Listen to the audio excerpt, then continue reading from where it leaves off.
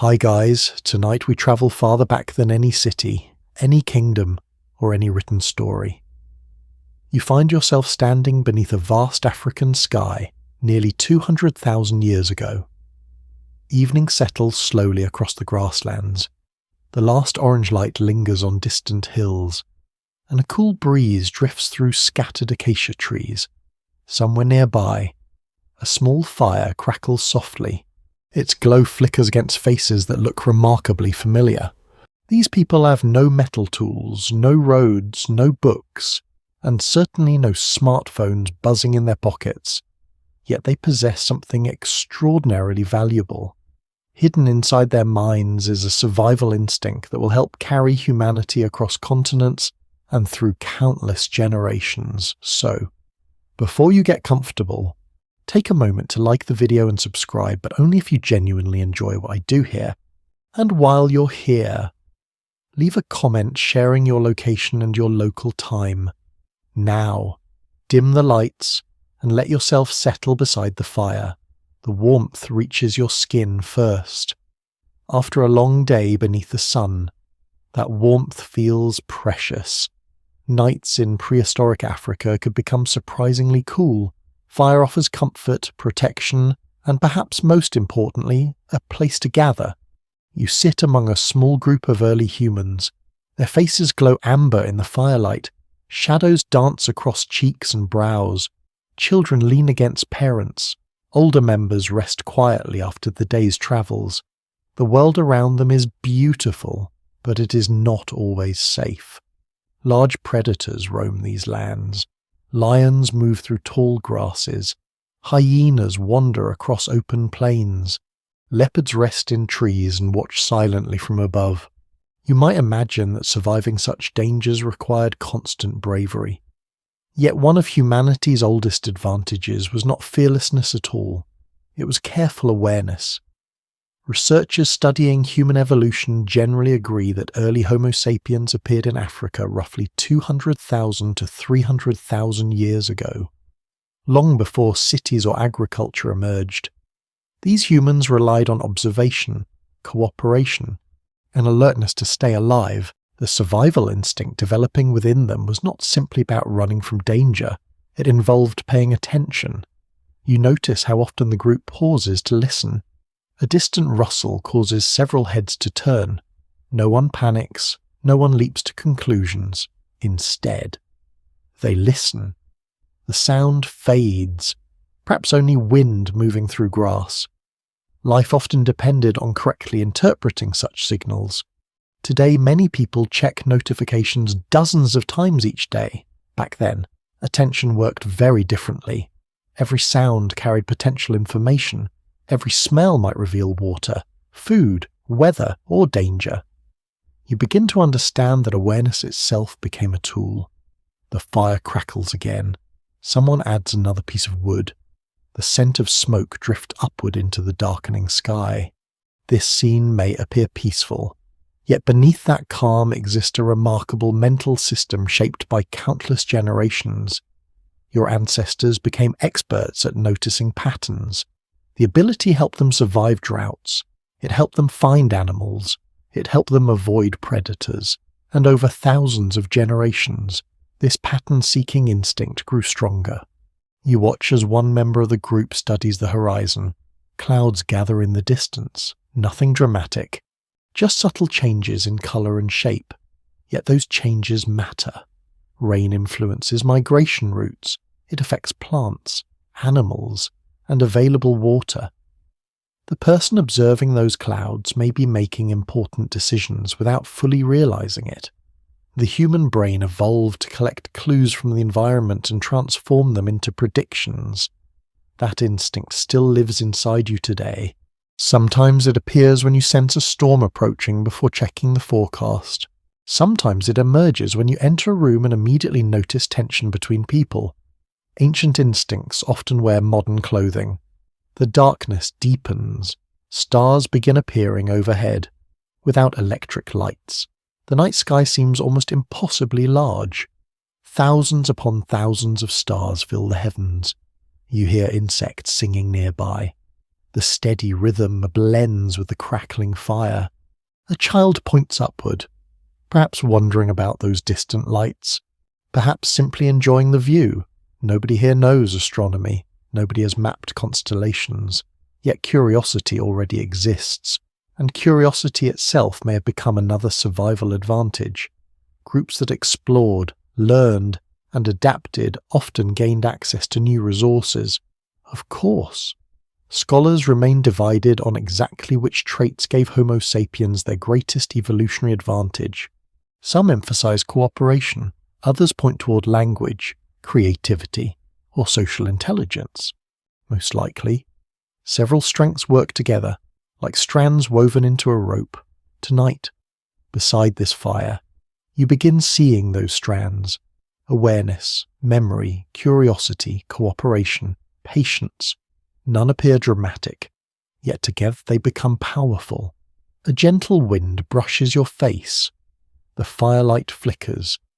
An older member of the group begins making soft sounds while gesturing with their hands, perhaps sharing information, perhaps telling an early story. Communication among early humans was probably more sophisticated than many people once assumed. Exactly how language developed remains uncertain.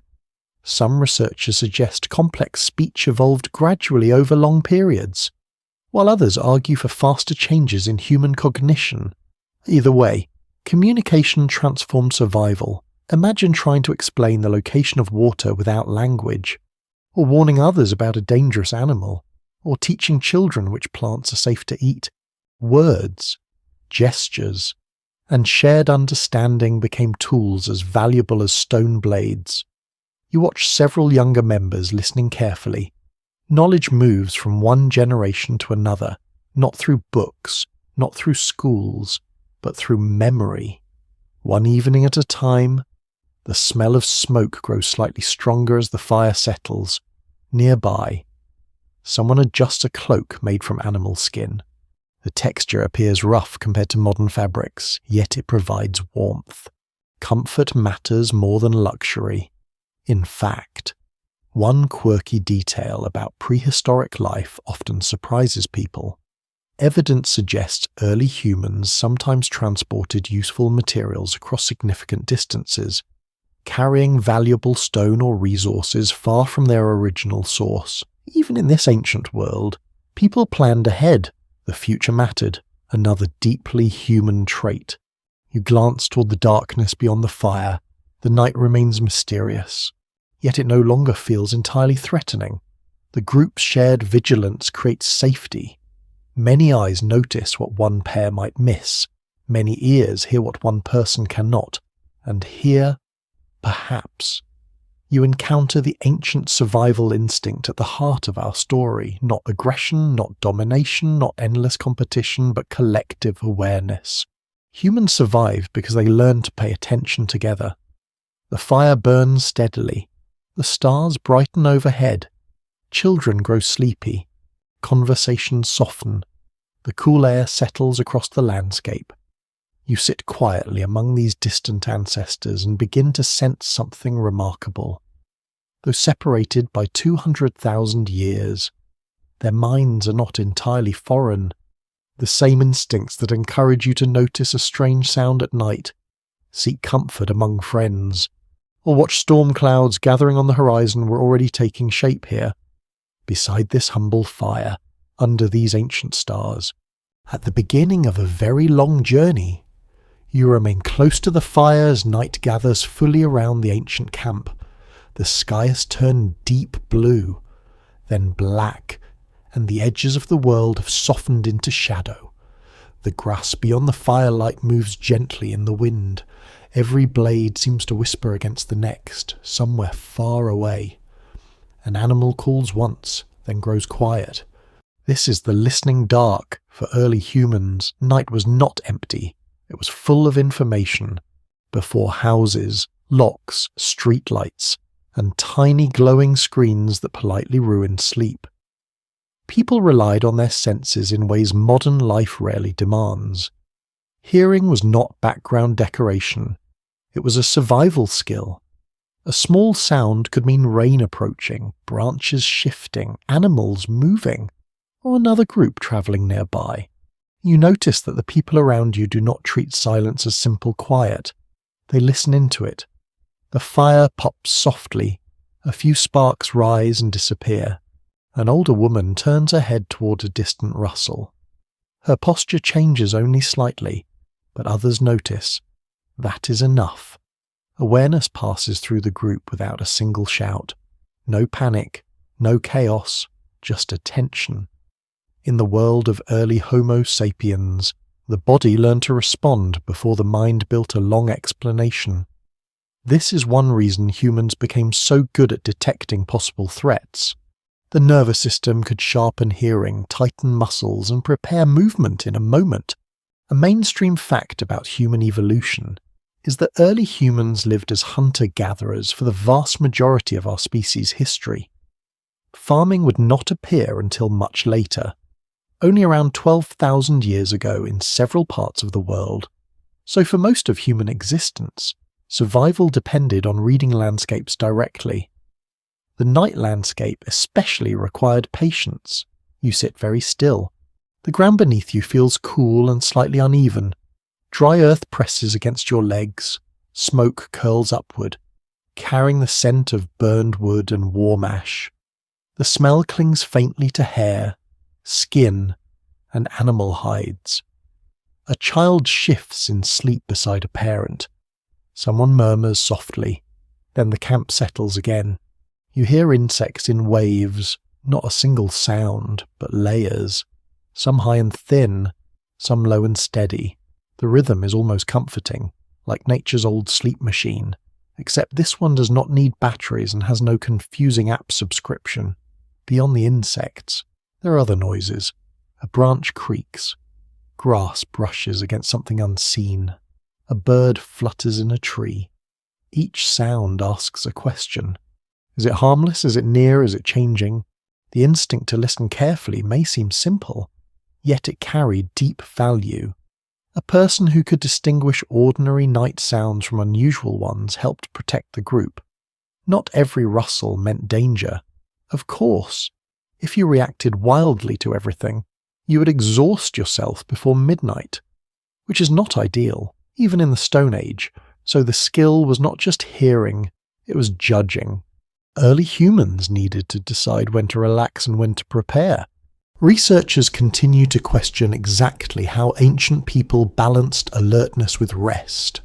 Some suggest that shared sleeping arrangements allowed part of the group to remain lightly aware while others slept more deeply. Others argue that natural differences in sleep patterns, especially between younger and older people, may have helped groups maintain some level of nighttime watchfulness. You look around the fire and can almost see that pattern. A few bodies are curled close together, breathing slowly. One young man sits upright, eyes open but calm. An older member of the group rests with head bowed, yet seems not fully asleep. The camp breathes in layers. Some dream, some listen, some hover between both. This gentle arrangement may be one of humanity's quiet triumphs. Alone, a person is vulnerable. Together, people can divide the burden of awareness. You hear another distant call. This one is lower. It rolls across the darkness and fades. Several faces lift. The sound may belong to a large predator, not close enough to threaten the camp, but close enough to remind everyone that the night has other inhabitants. No one speaks loudly. The fire is fed again. Wood shifts, flame rises, and warm light expands outward for a moment. It touches hands, knees, sleeping faces, and the dark outlines of simple stone tools resting nearby. Fire changed the human relationship with darkness. It offered light, warmth, cooked food, and some protection from animals. Scholars remain divided on exactly when controlled fire became common among human ancestors. Evidence exists from much earlier hominin sites, but how regularly fire was used, and by whom, remains a careful debate here in this imagined ancient evening. Fire creates a small island of safety. but the dark ocean remains around it. You understand why the human mind became sensitive to sound at night, even today. A tiny noise in the hallway can wake someone instantly. A refrigerator clicks, a pipe knocks, and suddenly the ancient brain is awake, asking its dramatic little question. Was that a leopard usually? No, usually it is the plumbing. But the old instinct does not know plumbing, it remembers grass, shadow, and teeth. You sit with that thought as the wind cools, the air brushes your arms, the warmth of the fire touches your face while your back feels the night behind you. This contrast becomes familiar. Warmth in front, darkness behind, safety close, uncertainty beyond.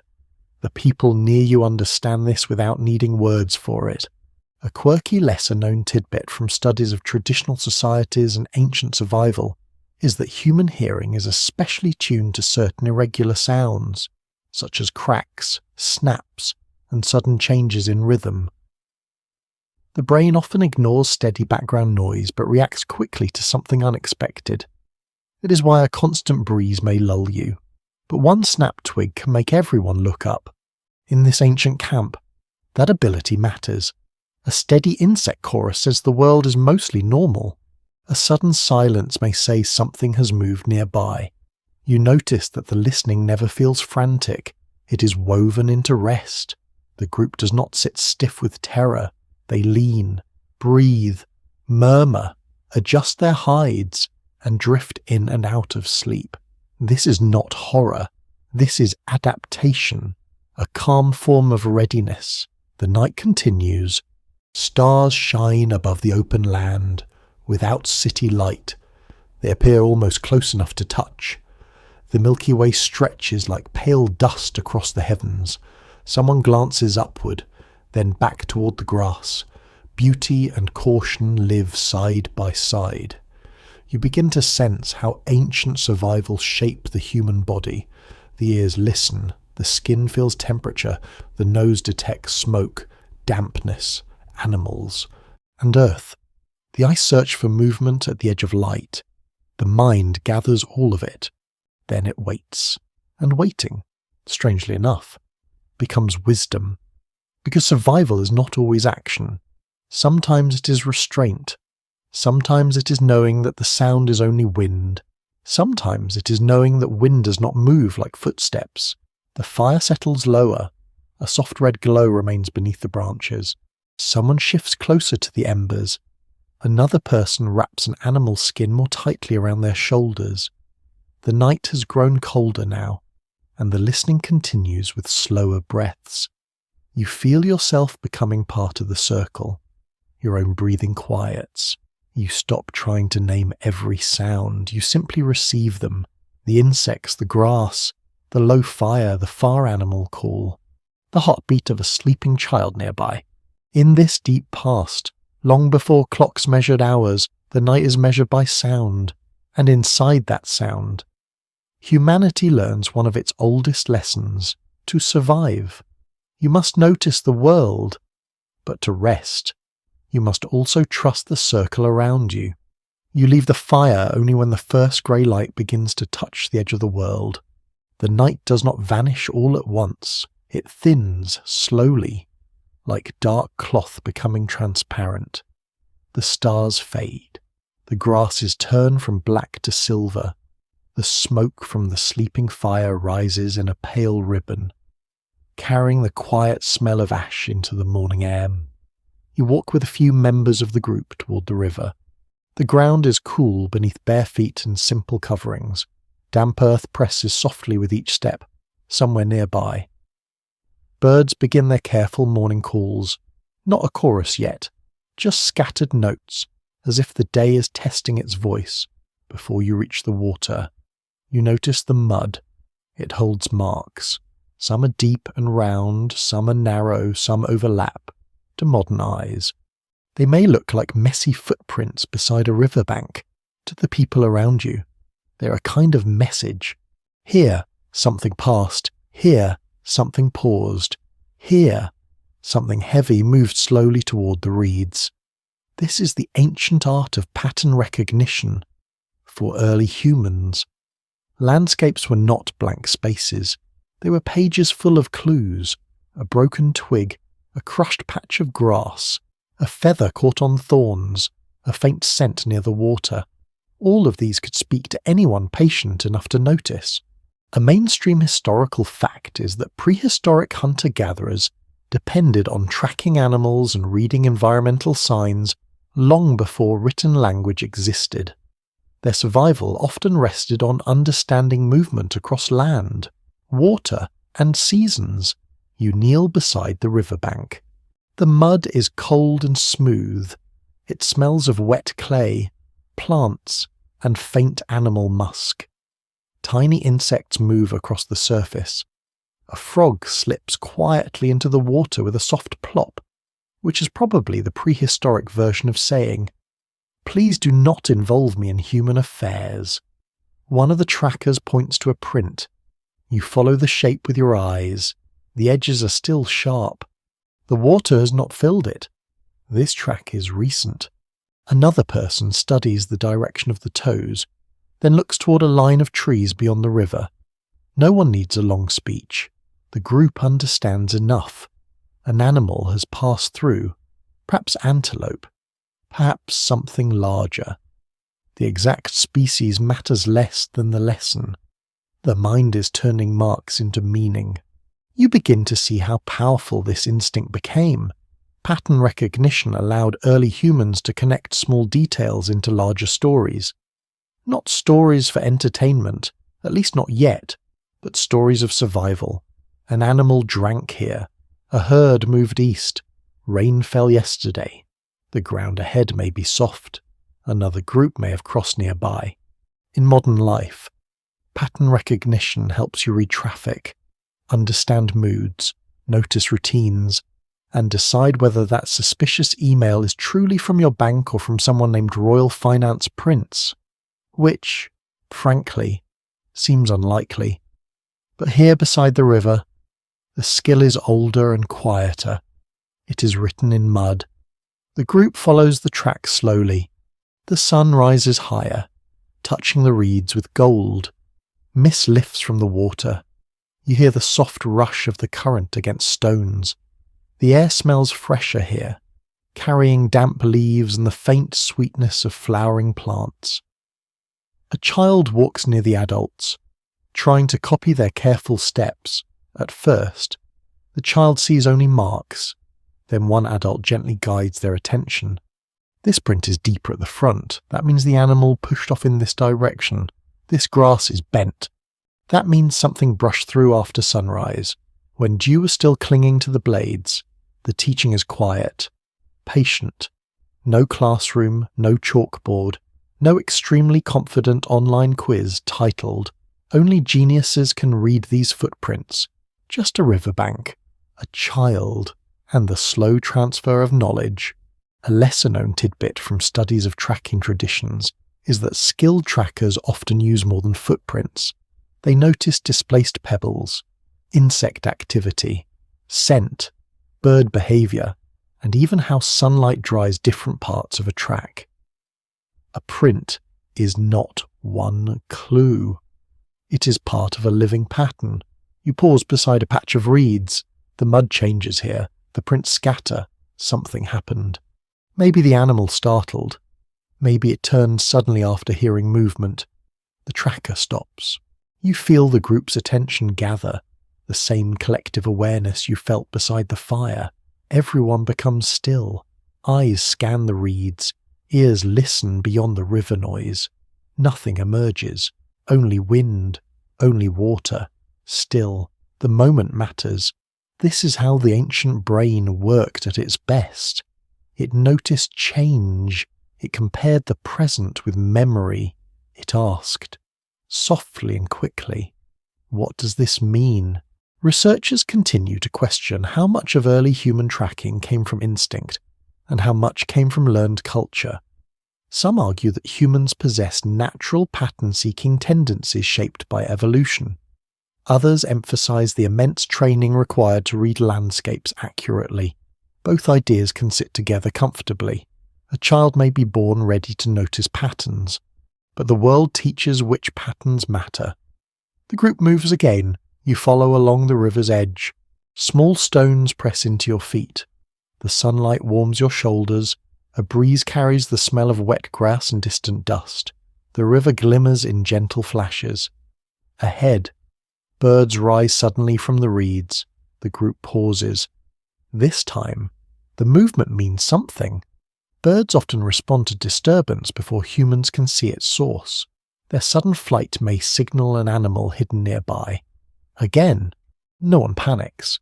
The group simply adjusts. They move more slowly, they spread slightly apart. The ancient survival instinct is not loud, it is flexible. It changes with each clue. You notice how every person contributes a different view.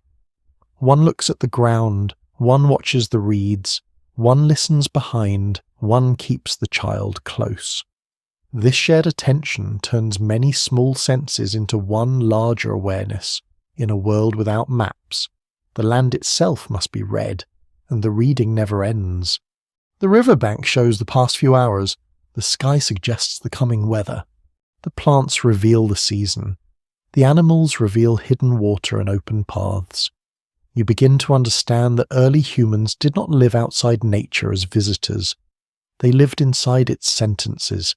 Every morning, the world wrote again. Every morning, they had to read it. As the sun climbs, the group finds more signs, droppings near the trail, scraped bark on a low branch, a place where grass has been pressed flat by resting bodies. These details are not glamorous, perhaps, but history is often made from unglamorous things. Mud, ash, bone, seeds, footprints, the ordinary remains of extraordinary survival. You look back toward the camp. Now hidden by distance and trees, the fire circle waits behind you, quiet in the morning light. Ahead, the river continues, curving through reeds and stones. You walk between memory and possibility. Behind you are the marks already made.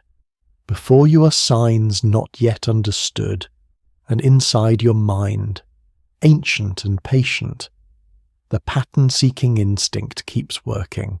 It gathers shapes, it compares sounds, it remembers yesterday, it prepares for tomorrow. Not with drama, not with certainty, just with attention. Beside the river, in soft mud under the widening morning sky, you witness one of humanity's earliest gifts, the ability to notice a mark in the earth and imagine what happened before you arrived.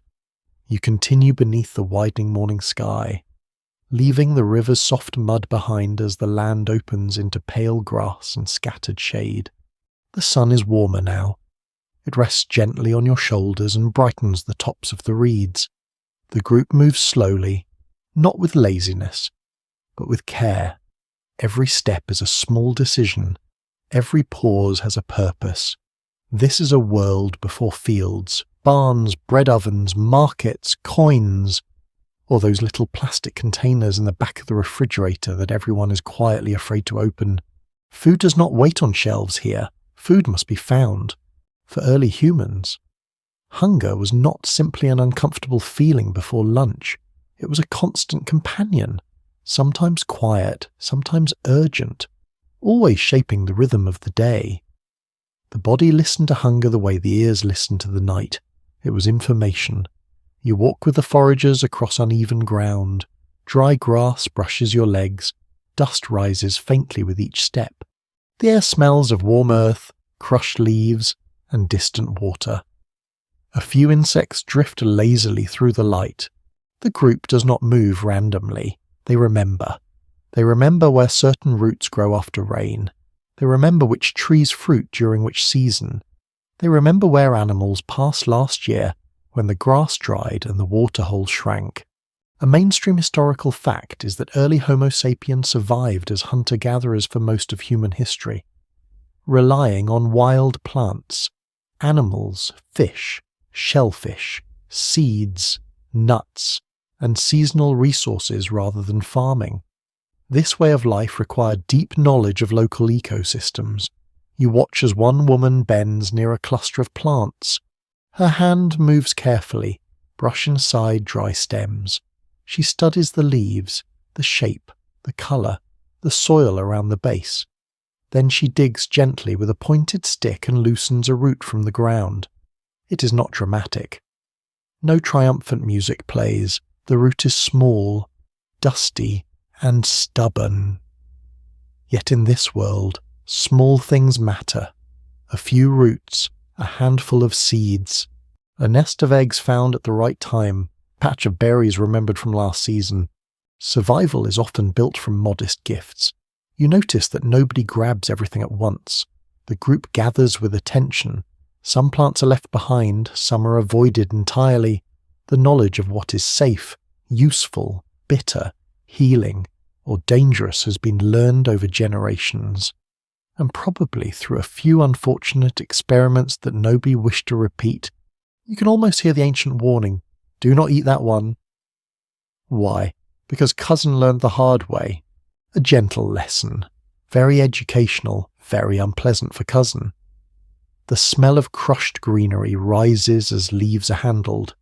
One child holds a small fruit and waits for approval before tasting it. An adult nods. The child bites carefully, juice shining briefly on their lips. Food is not only nutrition here. It is memory, it is trust, it is teaching. Researchers continue to question exactly how varied prehistoric diets were across different environments. Some emphasize the importance of hunted meat and marrow, while others point out that gathered plant foods likely provided steady calories in many regions. The balance changed depending on climate, season, landscape, and available species. Here, under the warm sun, you see that flexibility is the real genius. Humans did not survive by eating one perfect food. They survived by learning many possibilities. The group moves toward a patch of shade. The ground is cooler there. A low tree spreads thin branches above you, leaves flickering in the light. Someone cracks open a hard seed with a stone. The sound is small and sharp. Tap. Pause. Tap again. Inside is something edible. Not much, perhaps, but enough. A lesser-known tidbit from archaeological studies is that ancient people often used digging sticks, grinding stones, and simple pounding tools long before polished farming equipment existed. Some plant processing may have taken considerable time, which means prehistoric meals were not always just quick bites picked from bushes. Sometimes dinner still required effort, patience, and the prehistoric version of meal prep. You sit briefly in the shade and feel the texture of the ground through your hands. Dry grass, gritty soil, a few fallen leaves curled at the edges. The foragers sort what they have gathered. Nothing is wasted casually. Hard shells may be cracked. Fibers may be stripped. Leaves may be carried. The body has needs, but the mind has plans. That planning is one of the great survival instincts hidden beneath the day's simple movements. Hunger asks for food now. Wisdom asks what may be needed later. Early humans had to balance both. Eat too much today, and tomorrow may be harder. Carry too much, and walking becomes slower. Leave too much, and hunger follows. There is no app for this. No calorie tracker. No helpful little notification saying, "Congratulations, you have found 8 roots and avoided 3 questionable mushrooms." There is only experience, and experience lives inside the group. You rise again and follow as the land slopes gently upward. From here, you can see patches of different vegetation, darker green near water, pale grass on drier ground, thorny shrubs in loose clusters. Each zone offers different possibilities. The people around you read these differences calmly. They know that certain birds may lead them toward fruiting trees. They know animal droppings may reveal what nearby creatures have eaten. They know bees may suggest honey, if someone is brave and careful enough, and preferably not allergic. Although nobody here has a convenient medical bracelet. Honey would be a rare sweetness in the ancient world. Wild honey, when found, offered dense energy. Some researchers believe honey gathering may have been important in certain hunter-gatherer diets, especially where bee colonies were accessible. You imagine the taste: warm, floral, sticky on fingers, a small luxury beneath an enormous sky. Even ancient survival had moments of pleasure. The group pauses near tracks crossing the grass. These are not the riverbank prints from earlier, but lighter marks through dry stems. Someone studies them. Another scans the horizon. Hunger and awareness blend together. The search for food is also the search for risk. Where prey animals gather, predators may follow. Where water is found, other groups may appear. Nothing exists alone. The world's a web of signs. You begin to understand how hunger sharpened human intelligence. It forced memory to grow detailed. It rewarded curiosity. It made cooperation useful. One person might know plants, another might track animals, another might remember a seasonal path. Shared knowledge turned hunger from a private ache into a group problem, and group problems could be solved. The sun climbs higher. Heat begins to gather over the open land. The scent of dust grows stronger. A fly circles near your ear, persistent and rude, as flies have apparently been for a very long time. The group turns back toward the camp with what they have collected. Not a feast, not a banquet, but enough to matter. Roots, seeds, perhaps fruit, perhaps useful leaves, food carried in hands, skins, or woven plant fibers. Small treasures from a generous but demanding land. As you walk, you feel hunger differently. Not as an enemy, as an ancient signal, a guide, a reminder that the body belongs to the earth around it. The survival instinct here is not only to search, but to remember where life hides, beneath soil, behind thorns, inside shells, within seasons, along paths where animals move and water waits. By the time the distant smoke of the camp comes back into view, you understand something quiet and profound. For early humans, survival was not a single heroic act. It was the daily practice of noticing what the world offered, taking enough, sharing carefully, and returning tomorrow to look again. You return toward the camp as the light shifts again, the sun now higher and harsher, turning the grass into waves of pale gold. The group carries its gathered food in quiet rhythm. Nothing is hurried, nothing is wasted. Even movement has an economy to it, as if the body itself has learned the value of conserving energy for moments that truly matter. And that is where fear begins to reveal itself, not as chaos, not as panic, but as a quiet, shaping presence that walks alongside you. By the time you reach the familiar fire circle, the remains of the night are almost gone. Ash cools into grey powder. A few embers still glow faintly beneath half-burned wood. Someone tends it gently, coaxing it back into usefulness with careful breath and small twigs. Fear, in this world, is not a sudden invention. It is already there, woven into every decision.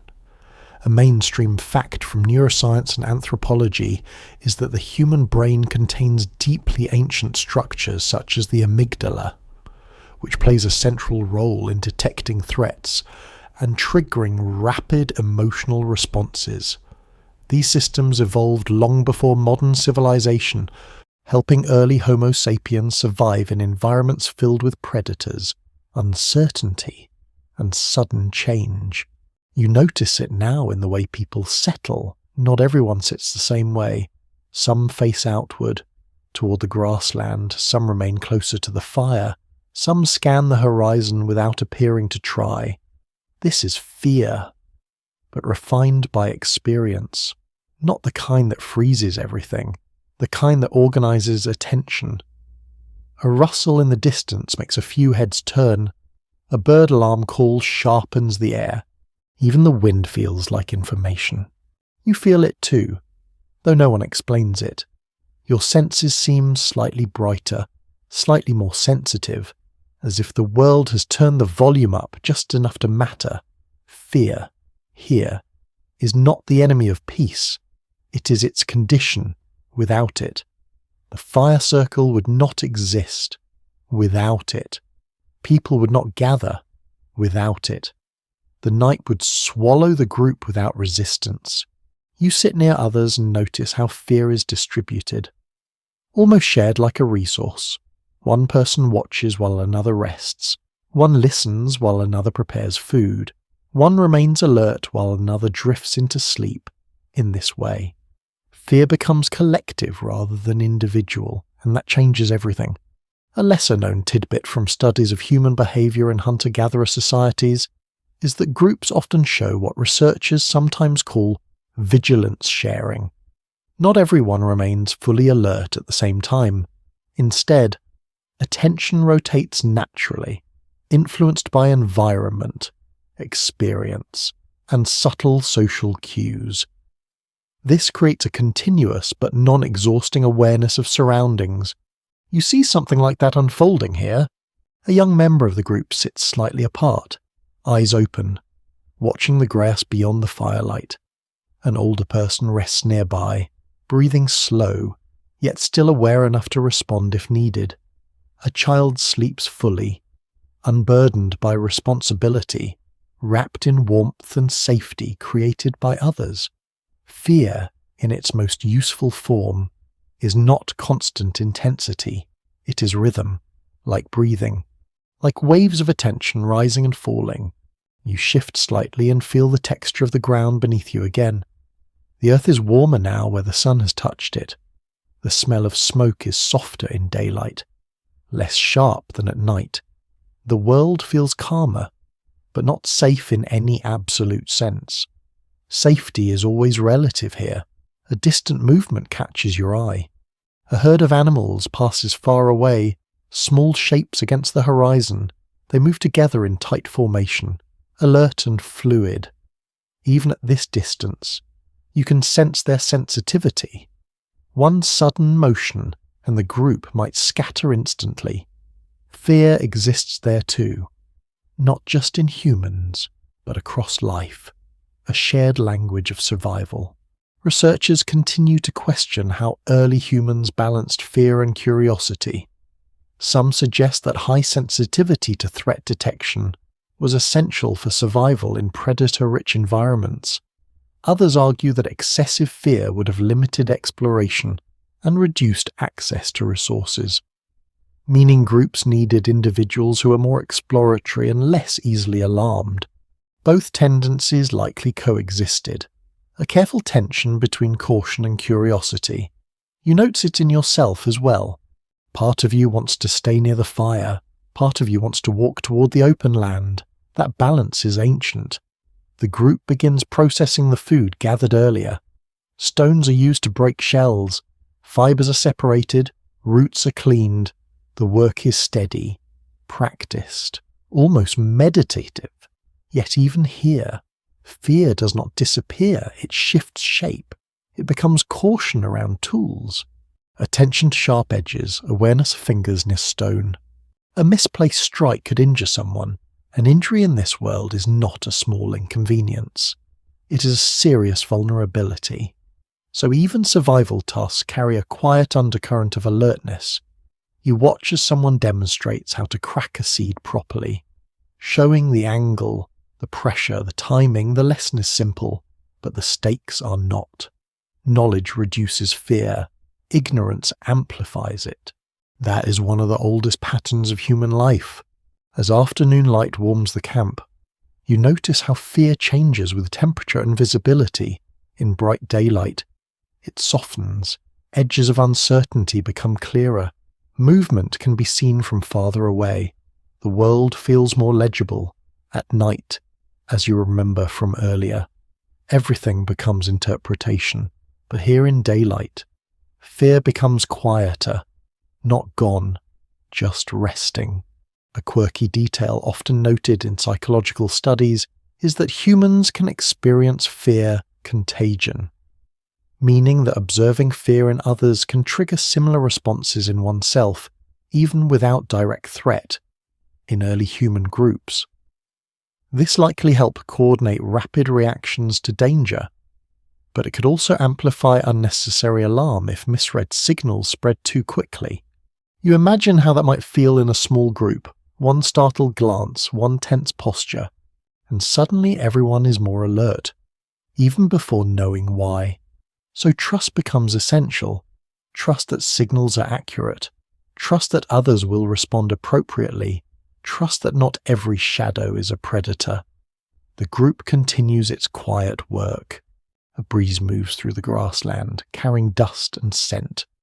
Somewhere far off, thunder may be forming, though no one speaks of it yet. Weather is another source of ancient fear, not because it is malicious, but because it is powerful and indifferent. You look at the sky and try to read it the way they do. Cloud shape, colour shift, wind direction, subtle cues that suggest change. Fear, in this sense, is not only about animals or enemies, it is about unpredictability itself. The world is always larger than understanding, and so the mind stays ready. As the day moves forward, the fire is rebuilt more fully. Flames rise again, more confident now. Smoke curls upward and disappears into blue sky. The camp settles into a familiar rhythm of rest, preparation, and quiet awareness. You begin to see fear less as a feeling and more as a tool, a signal that says, pay attention, a system that sharpens perception when it matters, a companion that never fully leaves, even in calm moments, and yet, within this constant alertness, life continues gently. Children play near adults, food is shared, work is completed without rush. Laughter appears briefly, soft and surprising, breaking tension like sunlight through leaves. Even fear, it seems, has limits. It does not erase joy, it only frames it. As the afternoon deepens, you sit among them and realize something subtle. Fear did not evolve to make life smaller.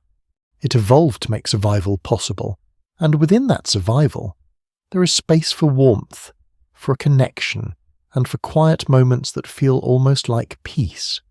The afternoon light softens as you remain within the camp, where the fire has now settled into a steady, familiar presence. The flames are not large, but they are reliable, like an old companion that never speaks but always responds when needed. Smoke drifts upward in thin threads, dissolving into the sky where heat ripples gently above the ground. You notice faces more clearly now. Without the urgency of night or the tension of travel, people become easier to read. Expressions are small but meaningful, a slight narrowing of the eyes, a relaxed jaw, a hand resting instead of gripping. These subtle shifts form a language older than spoken words.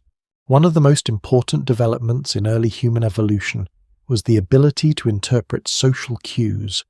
Long before complex speech fully developed, humans relied heavily on gesture, posture, and facial expression to coordinate group behavior. This ability strengthened cooperation, which in turn improved survival in unpredictable environments. You sit near a cluster of people sorting gathered materials. A stone tool is passed from hand to hand, not because it is precious in a material sense, but because it carries skill, weight, memory. One person demonstrates a careful scraping motion on a hide. Another watches closely, adjusting their grip slightly afterward. There is no formal instruction, yet learning is happening constantly, embedded in observation. A lesser-known detail from archaeological findings is that wear patterns on ancient tools suggest repeated refinement over generations. Small adjustments in angle, pressure, and shape indicate that knowledge was not only shared, but gradually improved through practice and imitation. You realize that intelligence here is not separated from daily life. It is inside it. A child sits nearby, quietly observing adults. No one is directly teaching, yet the child learns anyway, how to hold objects, when to speak, when to stay silent, how attention moves through a group, Everything is instruction. Everything is observation. The wind shifts slightly, bringing the scent of dry grass and smoke across the camp. A few strands of hair move across faces. Someone adjusts their position to face the breeze, as if the body itself is constantly negotiating with the environment. In this world, even comfort is dynamic. Nothing stays fixed for long. You notice a small exchange between two individuals near the edge of the fire circle. One offers a portion of gathered food, the other accepts without hesitation. There is no written record of fairness, no formal system of exchange, yet balance is understood. Social cooperation in early human groups likely depended on long-term reciprocity rather than immediate repayment. Individuals who shared resources tended to receive support later, especially in times of scarcity or injury. Trust becomes a kind of invisible structure holding the group together. Not absolute trust, not blind trust, but practiced trust, shaped by experience. A small sound breaks the rhythm of the camp. A branch snaps somewhere beyond the immediate clearing. Heads lift, not all at once, just enough to notice. The fire remains steady, but attention briefly expands outward. Nothing follows the sound. It fades into the ordinary noise of the landscape. Still. The moment leaves a trace in awareness. You begin to understand how finely tuned this attention system is. Not every stimulus triggers action. Instead, the mind evaluates, compares, and decides whether something belongs to the expected pattern or deviates from it. This ability to filter and prioritize sensory input is a core feature of human cognition, and it likely played a crucial role in survival on open landscapes, where threats and harmless events often looked similar at first glance. A quirky detail sometimes mentioned in studies of early perception is that humans are especially sensitive to movement at the edge of vision. This peripheral awareness would have helped detect approaching animals or people without needing direct focus, allowing groups to remain engaged in tasks while still monitoring surroundings. You test this instinct without meaning to. A flicker of movement near the grass line. Your eyes shift before you consciously decide. Nothing there now, only wind. The group returns to its quiet activity. Someone repairs a tool by pressing a stone against its edge with practiced rhythm. Another arranges bundles of plant material for drying. The sounds are small, repetitive, calming. Clack, pause, scrape, pause. These rhythms form the background of survival. Researchers often emphasize that early human cognition was shaped not only by large dramatic events, but by repeated exposure to routine environmental patterns. Over time, the brain becomes efficient at predicting what should happen next, reducing unnecessary alertness and conserving energy. But prediction is never perfect. That uncertainty keeps attention alive. You look toward the horizon again. The sky is brighter now, almost washed with pale blue. Heat shimmer rises in visible waves. Insects drift lazily through the air. The world feels expansive but not overwhelming. A group member begins arranging stones in a small circle near the fire. The purpose is not immediately obvious. It might be practical, or it might be symbolic, or both. Prehistoric life often blurs that line. Tools and meaning frequently overlap. A carved object might be useful and also expressive. A pattern might help grip and also signal identity. Some researchers suggest that symbolic thinking emerged gradually through repeated social interaction, while others propose that it appeared more suddenly as cognitive capacity reached a threshold. The evidence doesn't fully resolve the debate, leaving space for multiple interpretations. You watch the stone arrangement continue, one by one. Pieces are placed with care, not rushed, not random, nearby. Someone pauses to observe, then returns to their task. Meaning is being created quietly, without announcement. As the afternoon settles deeper, the camp becomes more relaxed. Bodies stretch, movement slow. The intensity of morning foraging fades into a softer rhythm of maintenance and rest. You notice how energy is carefully managed. Rest is not laziness here. It is preparation. The body recovers because tomorrow will require movement again. A breeze passes through, carrying warmth instead of coolness now. Dust lifts briefly from the ground before settling again. The smell of smoke, earth, and plant matter blends into a familiar scent that defines this place. It is not home in the modern sense, but it is familiar, and familiarity, in a dangerous world, is a form of safety. You sit back slightly and feel the weight of that realization. Survival here is not a single instinct. It is a layered system. Observation, memory, cooperation, trust, flexibility, and underneath all of it, a steady awareness that the world is always changing, always offering both opportunity and risk in the same moment. As light begins its slow shift toward evening again, the group remains calm but attentive, like a body resting while still listening, and you understand something quietly profound. The survival instinct is not only about reacting to danger, it is about staying open to life while never fully forgetting that danger exists. Evening begins its slow return, though it is not yet night.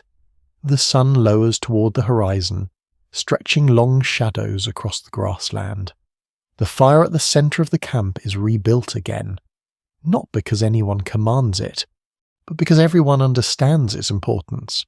Flame is part of rhythm here, like breathing, like waking, like sleep. You notice how the group gradually shifts closer together as the light changes. This is not spoken, it happens naturally. Bodies adjust to the fading day the way plants turn toward light. In early human societies, social cohesion was not only cultural but deeply practical. Groups that remained close together were more likely to detect danger early, share food efficiently, and protect vulnerable members. Distance meant vulnerability, closeness meant survival. You sit among them as the air cools, the warmth of the day begins to drain from the ground, and a familiar sense returns. The transition between day and night is always when awareness sharpens slightly. Not fear exactly. Something quieter. Readiness. Someone passes near the fire carrying dried wood. The smell of sap rises briefly as it catches heat. A small crackle follows as flame finds new fuel. You watch how easily attention moves through the group. A glance is enough. A gesture is enough. No long explanations are needed. Understanding is shared in fragments. A mainstream fact in anthropology is that early Homo sapiens likely relied heavily on non-verbal communication for coordination, especially in environments where quick responses mattered more than detailed explanations. Gesture, tone, posture, and timing formed a complex system of meaning long before formalized language structures became widespread. You notice this now in something as simple as how food is divided. No one argues loudly, no one counts precisely. Instead, portions are distributed with a sense of balance shaped by memory and expectation. Who hunted earlier? Who gathered more? Who is resting? Who is caring for a child? Everything is part of an unspoken calculation. A lesser-known detail from studies of foraging societies is that food sharing often follows flexible rules rather than strict equality. Contribution, need, age, and circumstance all influence how resources move within a group, creating a dynamic system that adjusts daily. You're given a portion, it is simple, root, perhaps softened by heat, maybe mixed with something slightly bitter but nourishing. You eat slowly. The taste is earthy, grounded, tied directly to the landscape you walked through earlier. There is no separation between environment and meal. Everything is connected. Nearby, children begin to gather close to adults again as evening approaches. Their energy shifts. Less movement, more listening. They sit near knees, shoulders, or backs, forming small clusters of safety. A quiet sound drifts through the group. Not a warning, not a call of alarm, something softer. A voice. One of the older members begins a low, rhythmic pattern of speech and gesture. The group responds by settling slightly, as if the sound itself organises attention. This may be one of humanity's oldest tools, storytelling, before written records, before recorded history, before even formal teaching. Stories helped transmit survival knowledge, where to find food, how to avoid danger, what patterns the land follows, which animals behave in which ways. Researchers continue to explore how narrative thinking developed in early humans. Some suggest it evolved as a way to organize memory. Others propose it strengthened social bonds by aligning group understanding. The exact origin remains uncertain, but its importance is widely acknowledged. You listen without fully understanding the meaning of each gesture or sound. Yet the rhythm feels familiar. Repetitive, soothing, almost like the fire itself. Flame, pause, gesture, pause. The evening deepens slightly. Stars begin to reappear one by one. Faint at first, then stronger. The sky shifts from gold to deep blue. The air cools further, and people draw closer to the fire. You notice how storytelling changes the atmosphere. Earlier, attention was scattered, always scanning, always aware. Now attention gathers inward. The group becomes still, unified by shared focus. Fear does not disappear, but it softens. It is held at a distance by meaning. A quirky detail sometimes discussed in cognitive science is that storytelling may have helped early humans simulate experiences without direct exposure. By hearing about dangers and outcomes, individuals could mentally rehearse responses, improving survival without risk. This mental simulation may have been one of the foundations of imagination itself. You think about that as the voice continues. Not just information, preparation through imagination. The fire pops gently. A small ember drifts upward and disappears into the darkening sky. Someone adjusts their seating, pulling a hide closer around their shoulders. Another leans back, eyes half closed, yet still listening. The group is relaxed, but not fully asleep. This in-between state feels important. Awareness is not fully active. Rest is not complete. It is a threshold space where safety and vigilance coexist.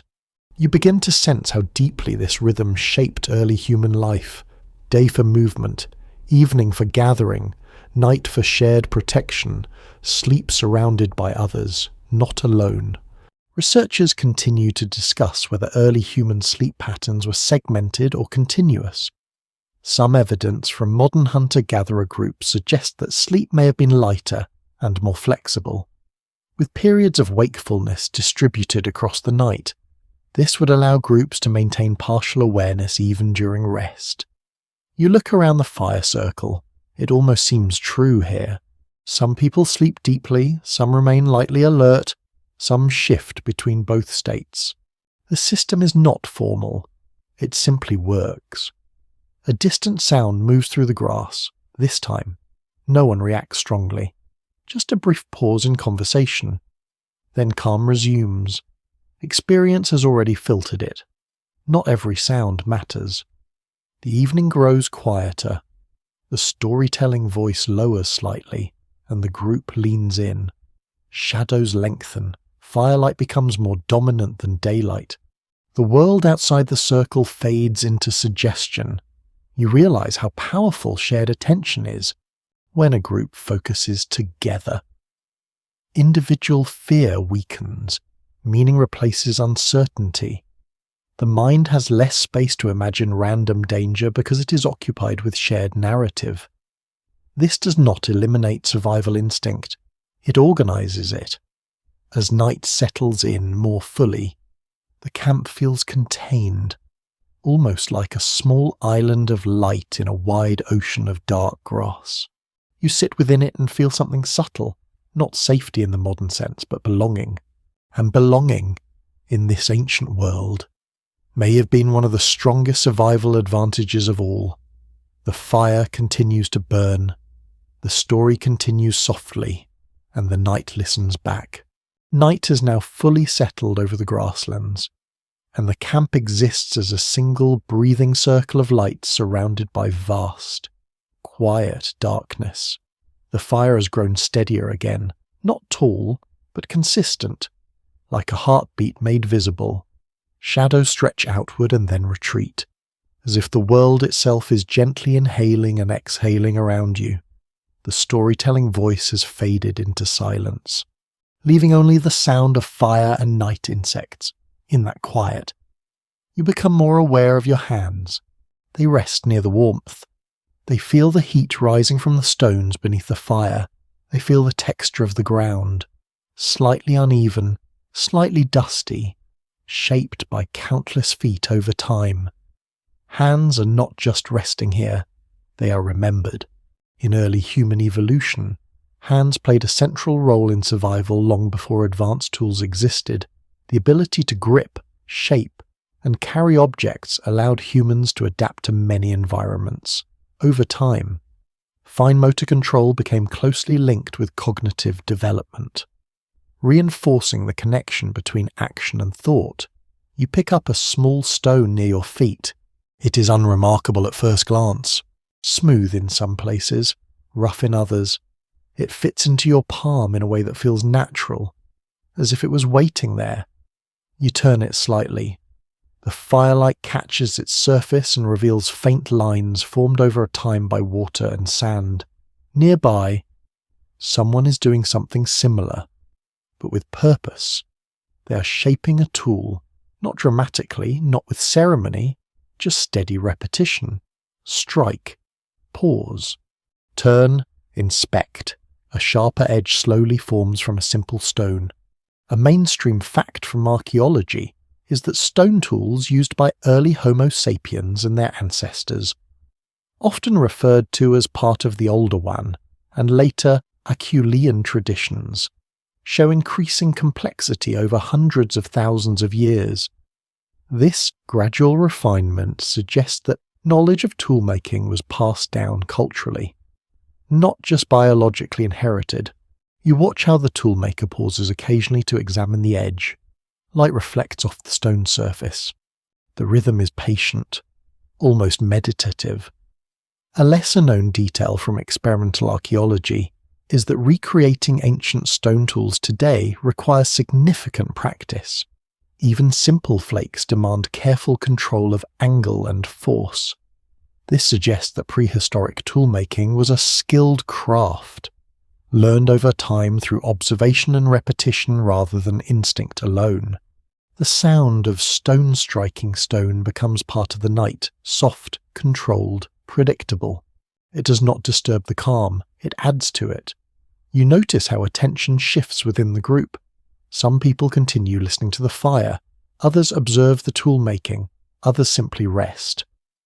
Eyes closed but aware of sound and warmth. The group is not doing one thing, it is doing many things at once. This distributed awareness is part of what makes human groups so effective. Different individuals focus on different aspects of the environment, and together they form a wider understanding than any single person could achieve alone. You turn the stone in your hand again. It feels heavier now, not physically but mentally, as if holding it connects you to something older than language. A chain of hands stretching far back in time, each one shaping, learning, improving. Some researchers argue that tool use may have driven cognitive evolution in humans, encouraging planning, spatial reasoning, and cause and effect thinking. Others suggest that social learning played an even larger role, with tools serving primarily as a medium for transmitting shared knowledge. The discussion remains open, reflecting how intertwined behavior and biology truly are. You place the stone down carefully. The fire shifts slightly as a new piece of wood settles into place. A small burst of sparks rises briefly, then fades into the dark sky. Above you, stars continue to multiply as the night deepens. The Milky Way stretches across the sky like a pale river of light. unchanged by time, though no one here names it or maps it. Yet it is seen, and seeing it matters. You notice how the group occasionally glances upward without speaking. The sky is not just background. It is part of orientation. Time, weather, and direction are all subtly read from it, even without formal astronomy. Early humans likely developed strong environmental awareness tied to celestial patterns. The regular movement of stars, the cycle of moon phases, and the shifting positions of constellations would have provided reliable markers for navigation and seasonal change. A quirky detail often mentioned in studies of ancient cognition is that humans tend to perceive patterns even in randomness, a trait sometimes called patternicity. While this can lead to errors, it also allows for rapid learning in uncertain environments. Seeing meaning where none exists can be costly, but missing a real pattern can be fatal. You lie back slightly, still within the circle of firelight. The ground beneath you is cool, firm, real. The sky above feels endless. Between them, you exist. The toolmaker continues their work, now slower.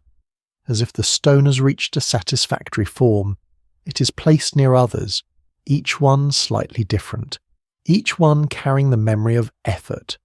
Someone nearby shifts position, pulling a hide closer. Another murmurs softly in sleep. A child turns and settles again without waking. The night is not silent, but it is stable, and stability is what allows rest to happen. You begin to notice something subtle about your own attention. It no longer scans constantly. It does not jump at every sound. Instead, it flows gently between awareness and rest, like a tide that never fully stops but changes depth. This balance between alertness and relaxation may have been one of the most important survival adaptations in early humans. Too much vigilance would prevent rest. Too little would increase risk. The ability to modulate attention likely improved group survival over time. You feel that modulation now, the fire softens. Your breathing slows slightly. The world narrows to a small circle of warmth surrounded by vast calm darkness. And within that circle, the ancient instinct remains present, not as fear, not as thought, but as quiet awareness that everything here depends on balance, light and dark, rest and attention, self and group. The stone tools rest beside the fire, the people rest around it, and the night continues, steady and wide, holding everything gently in place. The night has settled into its deepest rhythm now, the kind of stillness that feels almost complete, as if the world has paused just long enough for thought to become softer. The fire remains steady in the center of the camp, lower than before, but persistent. Its glow moves across sleeping bodies, resting tools, and the faint outlines of shared space. You notice children more clearly in this quieter moment. They are not separated from the group in any formal way. There are no designated beds, no walls, no doors. Instead, they are woven into the circle itself, tucked between adults, pressed gently into warmth, as if belonging is something physically arranged. In early human societies, childhood was not extended in the way it often is today. Survival demanded that learning happened quickly and continuously.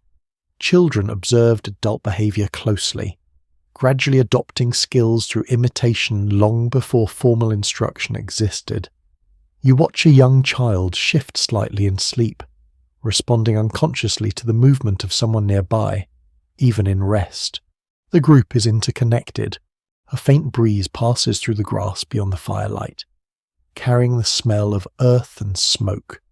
The sound of insects has softened, replaced by occasional distant calls that feel less like warnings and more like background conversation from another world. You begin to notice how much of survival here depends on learning without being told. A mainstream fact in developmental anthropology is that imitation plays a critical role in human learning, especially in early childhood. Humans are unusually skilled at copying gestures, sequences, and social behaviours compared to many other species, which strengthens cultural transmission across generations. A child near the fire watches an adult adjust a stone tool. The movement is simple. Turn the wrist, apply pressure, pause. The child mirrors it, not perfectly, but meaningfully. No correction is needed. The learning is absorbed into memory quietly, like water into dry soil.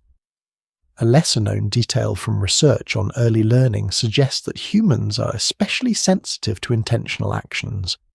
We are more likely to copy behaviours we interpret as purposeful rather than accidental ones.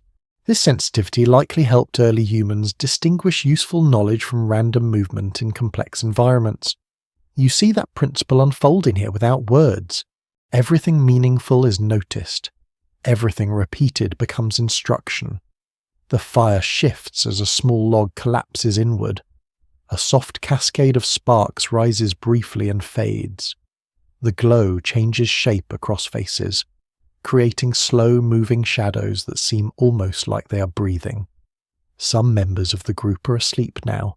Others remain lightly awake. A few continue quiet tasks, such as adjusting materials or tending the fire. The division is fluid, not fixed. You realize there is no strict separation between activity and rest in this world. Life flows in gradients. Attention rises and falls rather than switching on and off. A quirky detail often discussed in sleep research among modern foraging societies is that nighttime wakefulness is sometimes shared among group members, with individuals naturally taking turns being more alert.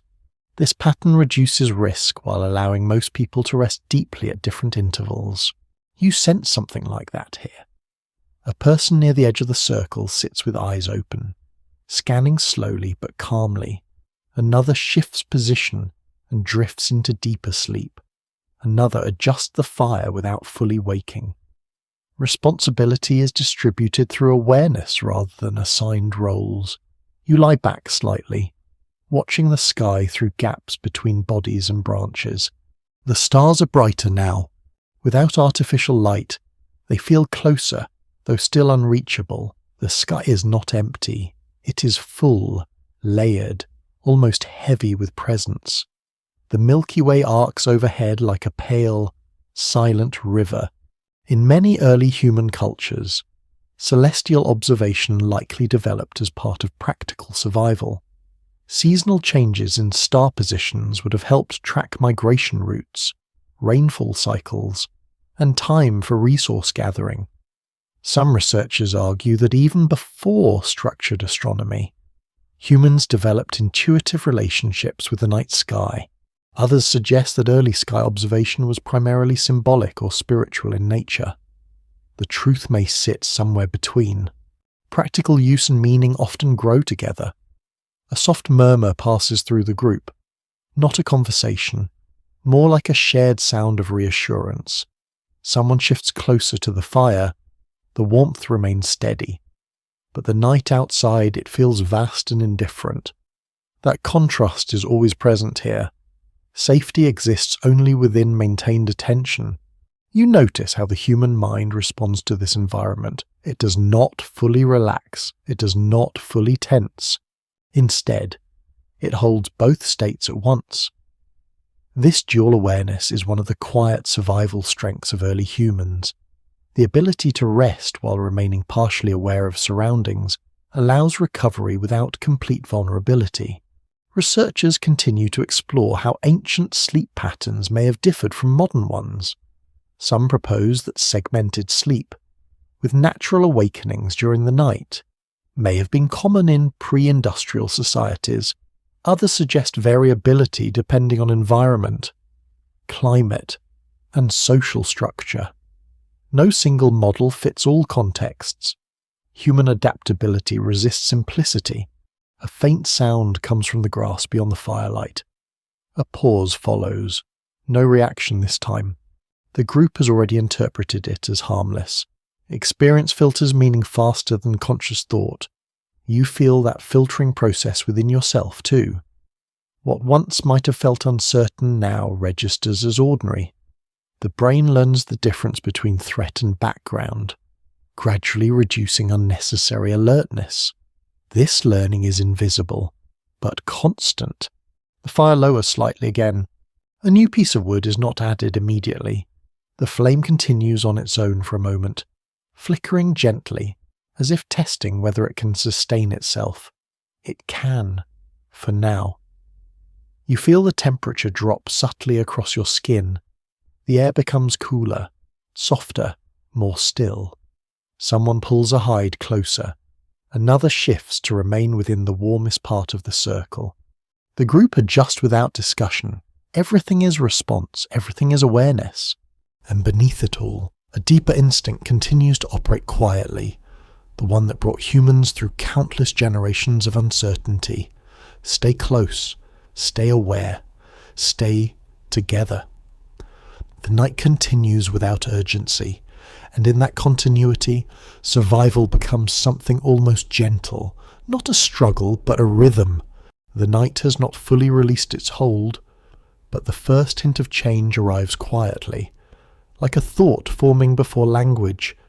The fire behind you is no longer visible, yet its presence remains in memory, like warmth still resting on the skin.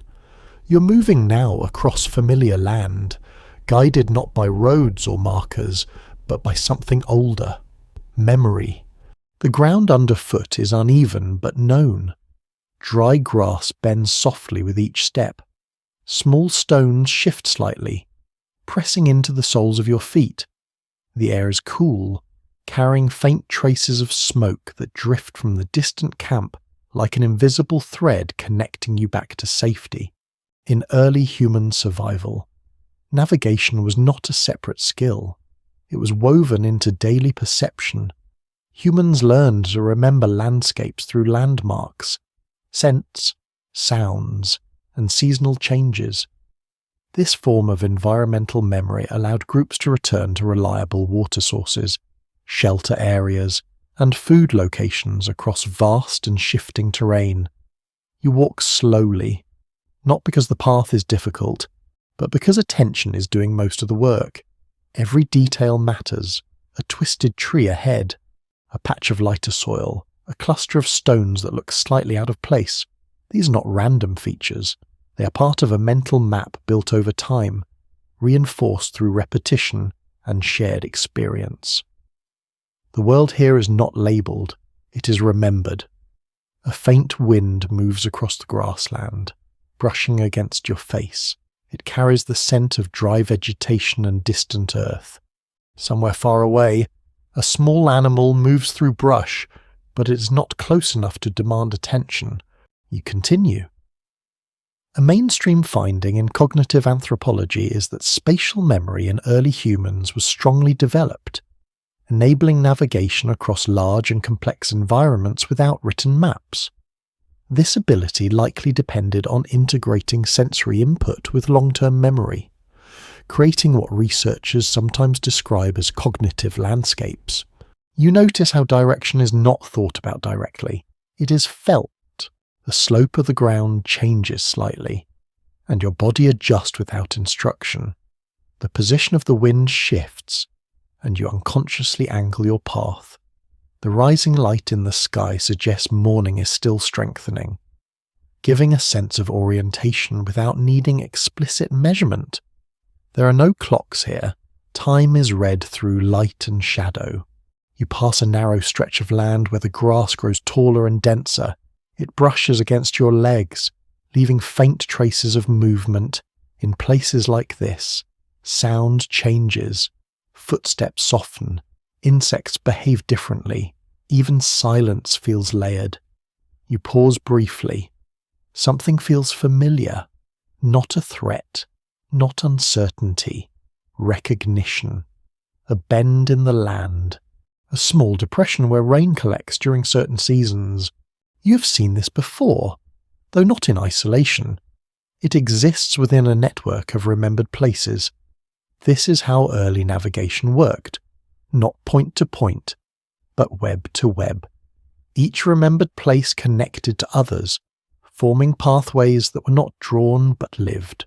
A lesser-known detail from experimental studies of navigation is that even modern humans, when placed in unfamiliar natural environments, often begin to rely on landmark-based memory and sensory cues rather than abstract directional thinking.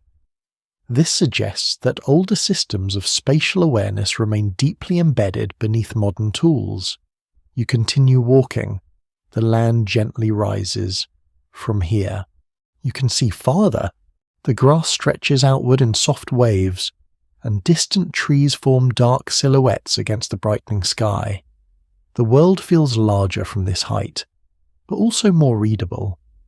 There is comfort in recognition, not certainty, but familiarity, somewhere along the path. You notice small signs left unintentionally, broken stems, flattened grass, a faint impression where someone previously stepped. These traces are not deliberate markers, yet they guide movement all the same. You follow them without conscious decision. Researchers continue to debate how much early human navigation depended on individual memory versus collective knowledge shared through teaching and repetition. Some argue that skilled navigators developed highly personalized mental maps, while others emphasize the importance of group knowledge passed down through observation and shared journeys. Both perspectives may reflect different moments in the same process. You reach a stretch where the wind becomes slightly stronger. It moves across open ground with a steady, cooling presence. The sound of insects shifts. The environment feels more open, less enclosed by vegetation. You're approaching something known, not yet visible, but present in memory, a river bend or a resting place, or perhaps simply a point where others will gather again, in the ancient mind. Returning was not passive. It required active memory reconstruction. Each step involved comparing present sensations with stored impressions. The shape of a hill, the angle of a tree branch, the texture of soil underfoot, all of it combined into a continuous act of orientation. You begin to feel the shape of the path in your mind even before fully seeing it. A quirky detail often mentioned in studies of spatial cognition is that humans frequently use what researchers call path integration, combining internal cues such as movement and direction with external landmarks to maintain orientation even when visual cues are limited. This system can remain surprisingly accurate over moderate distances. You notice this now in your own movement. Even when you're not actively thinking, you are still arriving. The land becomes more familiar with each step. A cluster of stones appears ahead. Partially buried in soil, they form a shape that feels meaningful, though not intentionally constructed. Nearby grass bends in a pattern that suggests repeated passage. You slow slightly. This is close. The memory of place strengthens. Smell shifts subtly. Smoke becomes more distinct again, not from imagination, from proximity. You can almost feel the camp before seeing it, as if it exists first as sensation rather than sight. A mainstream observation in anthropology is that early humans likely relied heavily on olfactory cues for navigation and recognition of familiar sights. Smell, being closely linked to memory, would have provided a strong and immediate sense of place, especially in environments where visual landmarks with similar or seasonal changes altered the landscape. The scent of ashen wood becomes clearer. You step forward. Between the grass and low branches, the faint glow of fire reappears, small at first, then steady. The camp is there, not distant anymore, not remembered, present. People move within it slowly. Some are awake, some rest, some shift position near the warmth. The structure of safety returns to physical form. You feel a subtle release in your body. Though no one announces arrival, there is no ceremony for returning, no signal of completion, just the quiet recognition that movement has ended. For now, you rejoin the circle. The fire continues its steady rhythm, light, warmth, and shared presence gather around you again, and something in the mind settles, as if a thread that was stretched across distance has returned to its anchor. You understand now that survival is not only about moving forward, it is also about finding your way back to warmth, back to others, back to places the mind remembers even when the body's far away. And as the firelight surrounds you once more, the ancient instinct of memory rests quietly beside awareness, guiding you without words. The camp has fully reformed around you now, the fire rebuilt into a steady centre of light and warmth. Night is no longer new, nor is it surprising. It is familiar again, almost comforting in its predictability. The grass beyond the circle sways gently in the dark wind, and the sky above holds its vast, patient silence. But something changes in how the group uses this time, now that the immediate tasks of gathering and returning have passed. Attention turns inward, not inward in isolation, but inward as a shared space. People sit closer, voices lower, movements slow further. The world outside the fire becomes less relevant, not ignored, but temporarily set aside. And into this space comes something uniquely human: story. In early human communities, storytelling likely served as one of the most important tools for transferring knowledge across generations. Long before writing systems existed, spoken narratives carried information about survival, social bonds, and environmental patterns. You sit among them as the voice begins again, not loud, not dramatic, but steady, rhythmic, almost like the fire itself speaking through a human form. The storyteller gestures toward the darkness beyond the camp, then toward the ground, then toward the fire. Each motion carries meaning, though not in a literal sense that can be translated word for word. It is more like a shared understanding built over time. You begin to notice how stories here are not separate from reality. They're embedded within it. A fire is not just fire, it is warmth, danger, gathering, memory. A path is not just a path. It is return, risk, familiarity, change. A mainstream finding in anthropology suggests that narrative thinking may have evolved as a cognitive tool for organizing complex information into sequences that are easier to remember and transmit. By turning events into structured stories, early humans could share survival lessons more effectively than through isolated facts. The storyteller pauses. The group remains still. Even the fire seems quieter for a moment.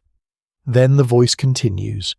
You cannot fully understand the language, but you can feel the structure. There is repetition. There is rhythm. There is emphasis on certain gestures that seem to anchor meaning. A lesser-known detail from studies of oral traditions is that repetition in storytelling often serves as a memory scaffold, helping listeners retain important information even in environments with distractions or limited attention spans. This technique appears across many cultures and time periods, suggesting deep cognitive roots. You realize that attention here is being guided, not forced. It moves like water through channels. When the storyteller shifts tone slightly, the group leans in without conscious instruction. When a gesture slows, breathing in the circle seems to slow with it. This is shared cognition in motion, not one mind. Many minds align temporarily around a single thread. The fire crackles softly. A small spark lifts and disappears. Somewhere in the story, there is mention of movement, of travel, of places beyond the immediate land, of animals and weather and decisions made in response to both. You begin to sense how stories may have functioned as mental simulations, not direct experiences, but rehearsals of possible events. What happens if the herd moves early? What happens if rain arrives late? What happens if one path is blocked? Researchers continue to explore how early narrative structures influenced human planning ability. Some propose that storytelling and foresight developed together, each reinforcing the other. Others suggest that narrative thinking emerged primarily from social bonding needs. with practical benefits following later. The truth may not sit neatly in one explanation, it may lie in overlap. You shift slightly, feeling the warmth of the fire on one side and the coolness of night on the other. The contrast feels almost symbolic. Though no one here would describe it that way, symbols, as we understand them, may not yet exist in full form, but their foundations are forming. A quirky detail from cognitive archaeology is that early symbolic behavior often appears alongside shared attention rituals, such as group focus around objects, fire, or repeated actions. These shared moments may have helped stabilize meaning before formal language systems fully developed. You watch as the storyteller briefly holds up a stone. It is not explained. It does not need to be. Everyone seems to understand its role in the narrative moment. Then it is set down again near the firelight. Silence follows for a few breaths. Then the story continues. Night deepens around the circle, but it does not feel heavy. Instead, it feels contained, as if the fire defines a boundary between the known and unknown. Outside that boundary is uncertainty. Inside it is shared understanding. You notice how fear behaves differently in this environment compared to earlier solitude. It is still present, but less sharp, less fragmented. It is absorbed into collective attention rather than experienced alone. A mainstream observation in social psychology is that shared attention and group cohesion can reduce perceived threat levels, as individuals rely on collective cues rather than isolated interpretation. In early human groups, this likely contributed to both survival and emotional stability during vulnerable nighttime periods. You feel that effect directly now, not as theory, as atmosphere. The storyteller's voice lowers again, and the group becomes even quieter. Some people rest their heads against others. Some close their eyes but remain present. Some simply watch the fire. There is no strict separation between listening and resting. Both exist together. The story moves toward conclusion without urgency. It does not rush. It does not end abruptly. It fades gradually, like light diminishing at sunset. And in that fading, something important remains: connection, not only to the speaker, but to each other. You realize that survival here is not only about food, tools, or awareness of danger. It is also about shared meaning. Without it, the world would remain a collection of signals. With it, the world becomes understandable. As the storyteller finishes, silence returns to the circle, but it is not empty silence. It is full of shared presence. The fire continues to burn steadily, and the night, once again, holds everyone gently in place. The fire has settled into a steady glow again, and the storyteller's voice has fully faded into the night. What remains is a deep, shared quiet, the kind that does not feel empty but full, as if the air itself remembers what was just spoken, around you. The group shifts subtly into a different rhythm. This is the time when awareness expands outward again, not sharply, but in a slow, natural return to scanning the world beyond the firelight. Story has gathered the mind inward. Now attention gently unfolds back into the landscape. The grass beyond the circle moves in soft waves under the night wind. Insects continue their layered chorus. Somewhere far away, an animal calls once, then stops. The sound does not approach, it simply exists, like a reminder that the world outside the camp continues its own patterns. In early human groups, this balance between focused attention and environmental awareness was essential. Social bonding activities such as storytelling or shared rest helped unify the group, while periods of quiet vigilance ensured continued safety. You notice how people position themselves almost instinctively. Some face outward toward the dark, some remain closer to the center. Some alternate between watching and resting, There is no instruction for this, it simply happens. A mainstream finding in behavioral anthropology is that many hunter-gatherer societies exhibit flexible role distribution during nighttime hours, where vigilance is shared informally rather than assigned. Individuals naturally adjust their level of alertness based on fatigue, environment, and social context. You feel this flexibility in the way attention moves around you. No one is fully responsible for everything, yet everything is quietly observed. A faint shift in the grass draws brief attention from several people at once. Not alarm, not tension, just acknowledgement. The sound resolves into wind moving through vegetation, and the group returns to its calm state. This kind of rapid evaluation is constant, it is not stressful, it is efficient.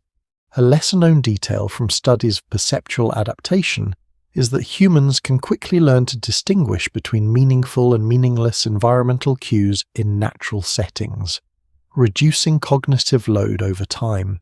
This allows attention to remain available without becoming overwhelmed by constant monitoring.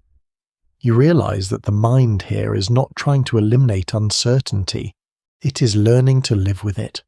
The fire pops softly, sending a brief scatter of sparks upward. They rise, glow for a moment, and disappear into the darkness above. Someone nearby adjusts their posture, shifting weight to remain comfortable while still partially alert. The group is now in a liminal state, not fully active, not fully asleep, a space between. You begin to notice how important this in-between state is to survival. It allows rest without vulnerability, awareness without exhaustion. It is a form of living that does not exist in extremes. Researchers continue to explore whether early human cognition evolved to support such flexible states of attention.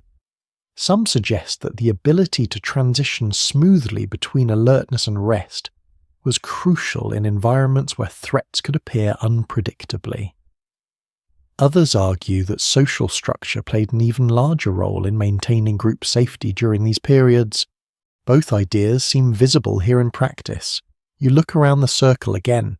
A child sleeps deeply, unaffected by the surrounding vigilance. An adult nearby watches quietly, eyes open but relaxed. Another shifts slightly and then becomes still again, as if drifting just below the surface of wakefulness. The system is fluid. It does not break. It adjusts. A quirky detail often noted in sleep research among traditional communities is that full simultaneous deep sleep across all group members is relatively rare in environments without artificial protection. Instead, micropatterns of wakefulness and light sleep tend to overlap, creating a kind of shared awareness even during rest. You can almost feel that overlapping awareness now, like layers of attention stacked gently on top of one another.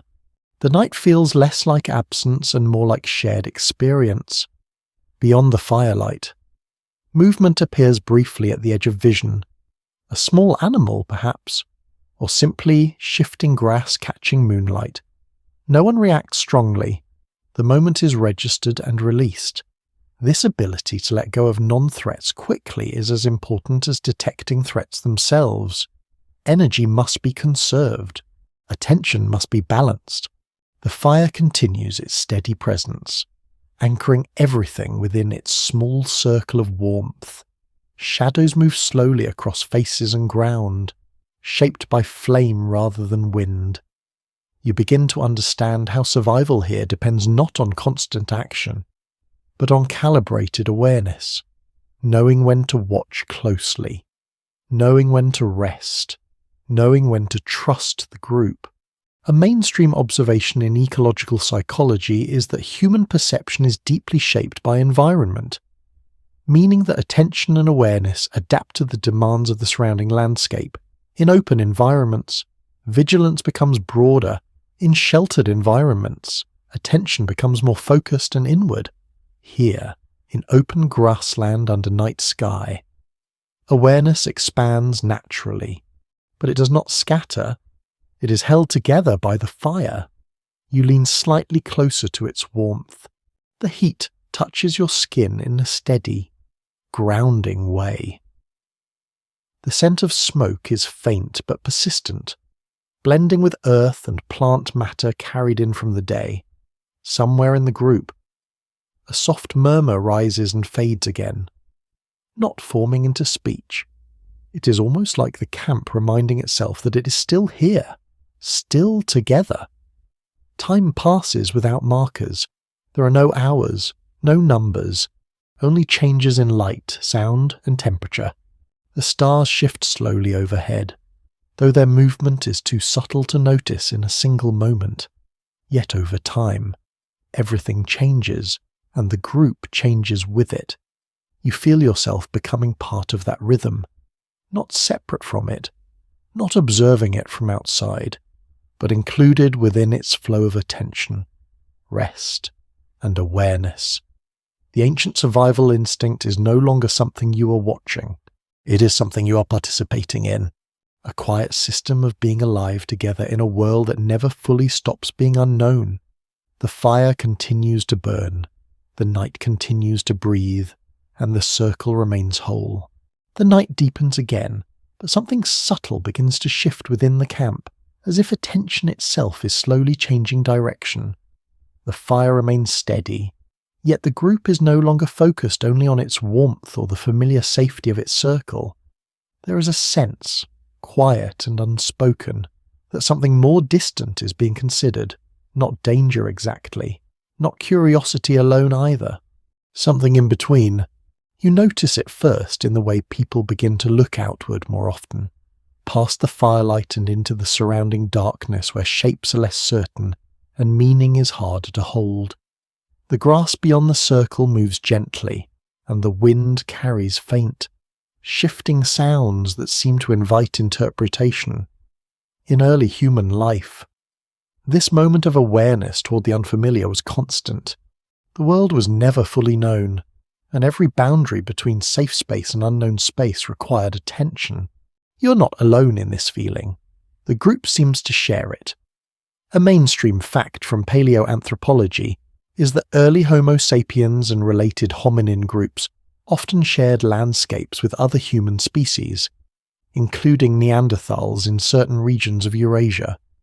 These encounters were not constant everywhere, but where they occurred, they added complexity to social and environmental awareness. Here, in this imagined landscape, that possibility sits quietly in the background of perception. Another group, another presence, not seen, but imaginable. You watch as someone near the edge of the fire circle stands slowly. Their movement is not urgent, but it changes the atmosphere slightly. Others glance in their direction, then toward the dark beyond. A shift in attention spreads through the group, still calm, still controlled, but more outward facing now. A lesser-known detail from archaeological interpretation is that evidence of interaction between early human groups sometimes appears indirectly, through shared tool styles or overlapping material patterns in regions where different populations may have met or passed through each other over time. These traces suggest that contact, whether frequent or rare, may have influenced behavior even without direct observation in every location. You begin to sense how the mind responds to the idea of otherness, not hostility, not certainty, awareness. The fire pops softly again, and a brief wave of light moves across faces in that moment. Expressions are easier to read, eyes reflect flame, postures are slightly more upright, even rest seems less deep for a few individuals. The unknown is not present, but it is felt. That is enough. You look toward the grassland beyond the camp. Nothing moves clearly, yet the darkness feels populated by possibility. Researchers continue to debate how early humans distinguish between imagined threat and real threat in environments where uncertainty was constant. Some suggest that rapid threat detection systems may have sometimes overestimated danger as a protective bias. Others propose that social learning helped refine these responses over time. reducing unnecessary alarm through shared experience. Both ideas feel present here. One part of the mind leans toward caution, another part waits for confirmation. The group does not react dramatically. Instead, it adjusts subtly. People sit slightly closer together. Lines of sight become more outward-oriented. Conversation, if it can be called that now, becomes quieter and more minimal. Even silence changes shape. A quirky detail sometimes noted in behavioral studies of small-scale societies is that group spacing often shifts unconsciously in response to environmental uncertainty, with individuals moving closer together without explicit coordination. This spatial tightening can increase feelings of safety while also improving collective awareness. You see that happening now. The fire remains the anchor, but the circle around it becomes denser. Not closed, just gathered. A soft sound emerges from beyond the immediate light. It is not strong, not clearly identifiable. It could be wind, it could be movement, it could be nothing at all. No one reacts immediately. Then a brief pause follows. Attention rises collectively. Still no alarm, only evaluation. The sound fades, and the group relaxes slightly again. This rhythm of attention, rising and falling, becomes almost familiar as you observe it. It is not panic, it is calibration. The mind adjusting to uncertainty without being overwhelmed by it. You begin to understand that survival here depends not only on detecting threats, but on not overreacting to them. Energy is precious, attention is finite, both must be managed carefully. The firelight continues to move gently across the camp, revealing resting bodies, half-closed eyes, and quiet gestures. Even those who are more alert do not appear tense. Their awareness is active, but not strained. It is a kind of practiced balance. A mainstream observation in evolutionary psychology is that humans likely developed highly sensitive social monitoring systems, allowing them to detect subtle cues in group behavior that indicate safety or danger. This sensitivity would have been especially important in environments where survival depended on coordinated group responses rather than individual action. You can feel that sensitivity now, not as theory, but as shared presence. If one person shifts slightly, others notice. If attention rises, it spreads. If calm returns, it settles together. The group is not controlled, it is synchronized. The night remains open and vast beyond the fire, but within the circle, meaning is constantly being negotiated through small signals, glances, and shared stillness. You realize that what you're witnessing is not just survival behavior, it is the early architecture of social awareness, the foundation of how humans learn to exist together in uncertain environments. As time passes, the initial uncertainty fades slowly into background awareness. The unknown does not disappear, but it recedes slightly, no longer pressing directly against attention. The fire steadies, the group relaxes again, but something important remains, a heightened sense of connection, not fear, not comfort alone, awareness shared across many minds, held gently within a small circle of light, and the night continues, carrying that awareness forward into silence. The night has softened again, settling back into its quieter rhythm after the brief moment of collective alertness.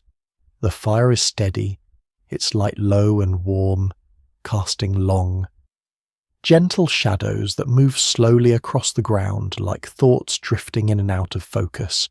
The group has returned to a calmer state. Though not quite the same as before, awareness remains slightly elevated, like a distant echo that has not fully faded. People are still close together, still oriented outward, still quietly attentive to the land beyond the circle, and yet life continues. That is what always happens here. Even uncertainty does not stop existence, it only reshapes it. You notice someone near the edge of the fire circle leaning forward slightly, inspecting the ground. Their hand moves slowly across the soil, brushing aside ash and dust. Something small is being uncovered. Something that seems to draw attention without immediately explaining why. In early human communities, small physical objects often carried meaning beyond their material form. Stones, bones, pigments, and shaped materials could serve practical purposes, but also social or symbolic ones depending on context and use. The object in the person's hand is coated in a faint reddish colour, not bright, not polished, just a soft, earthy pigment, red ochre. You watch as it is turned slowly in the firelight. The surface catches glow and loses it again. No one speaks immediately. Attention gathers around the object in a quiet, contained way.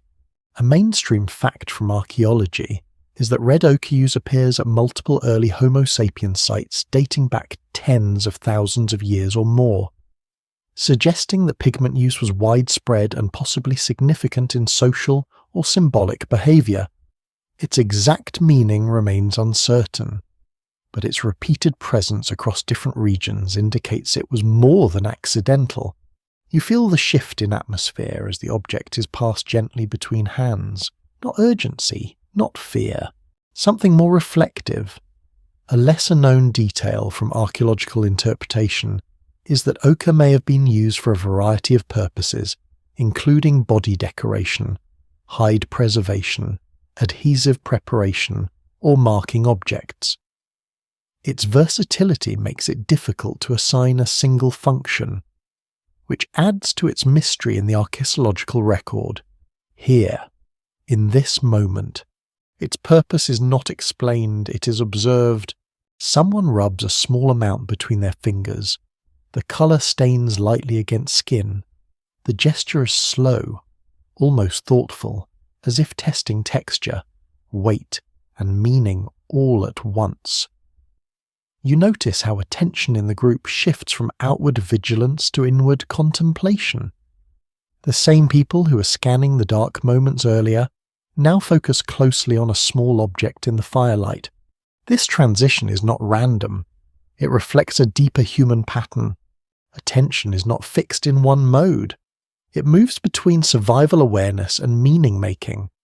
Researchers continue to explore how early symbolic behaviour may have developed alongside practical survival skills. Some suggest that symbolic thought emerged as a way to reinforce social identity and cohesion. Others argue it may have developed through repeated practical use of materials that gradually gained shared meaning within groups. Both interpretations may overlap in practice. You watch as the ochre is placed near the fire, not thrown, not discarded, but set down with a kind of quiet care. It remains within the circle of light, visible, present, held in shared attention. The fire flickers, and the red pigment seems to deepen in colour for a moment before fading back into shadow. Around you, people settle again into stillness. Some lean back, some rest their hands on the ground, some continue watching the fire, but less intensely than before. The earlier alertness has transformed. Not erased, transformed. A quirky detail sometimes mentioned in studies of early pigment use is that ochre has been found in contexts that suggest repeated handling and transport over distances, implying it may have held value beyond immediate practical application. Its presence in multiple sites and layers indicates continuity of use across time. You think about that continuity, not just objects passing through hands, but meaning passing through generations. The fire shifts again, a small log collapsing inward with a soft glow of sparks. The night outside remains vast and unknown, but inside the circle, attention feels more anchored than before, not because danger has disappeared, but because meaning has been added. You realize that this is another layer of the survival instinct. Beyond fear, beyond hunger, beyond memory, there is interpretation, the ability to assign significance to the world.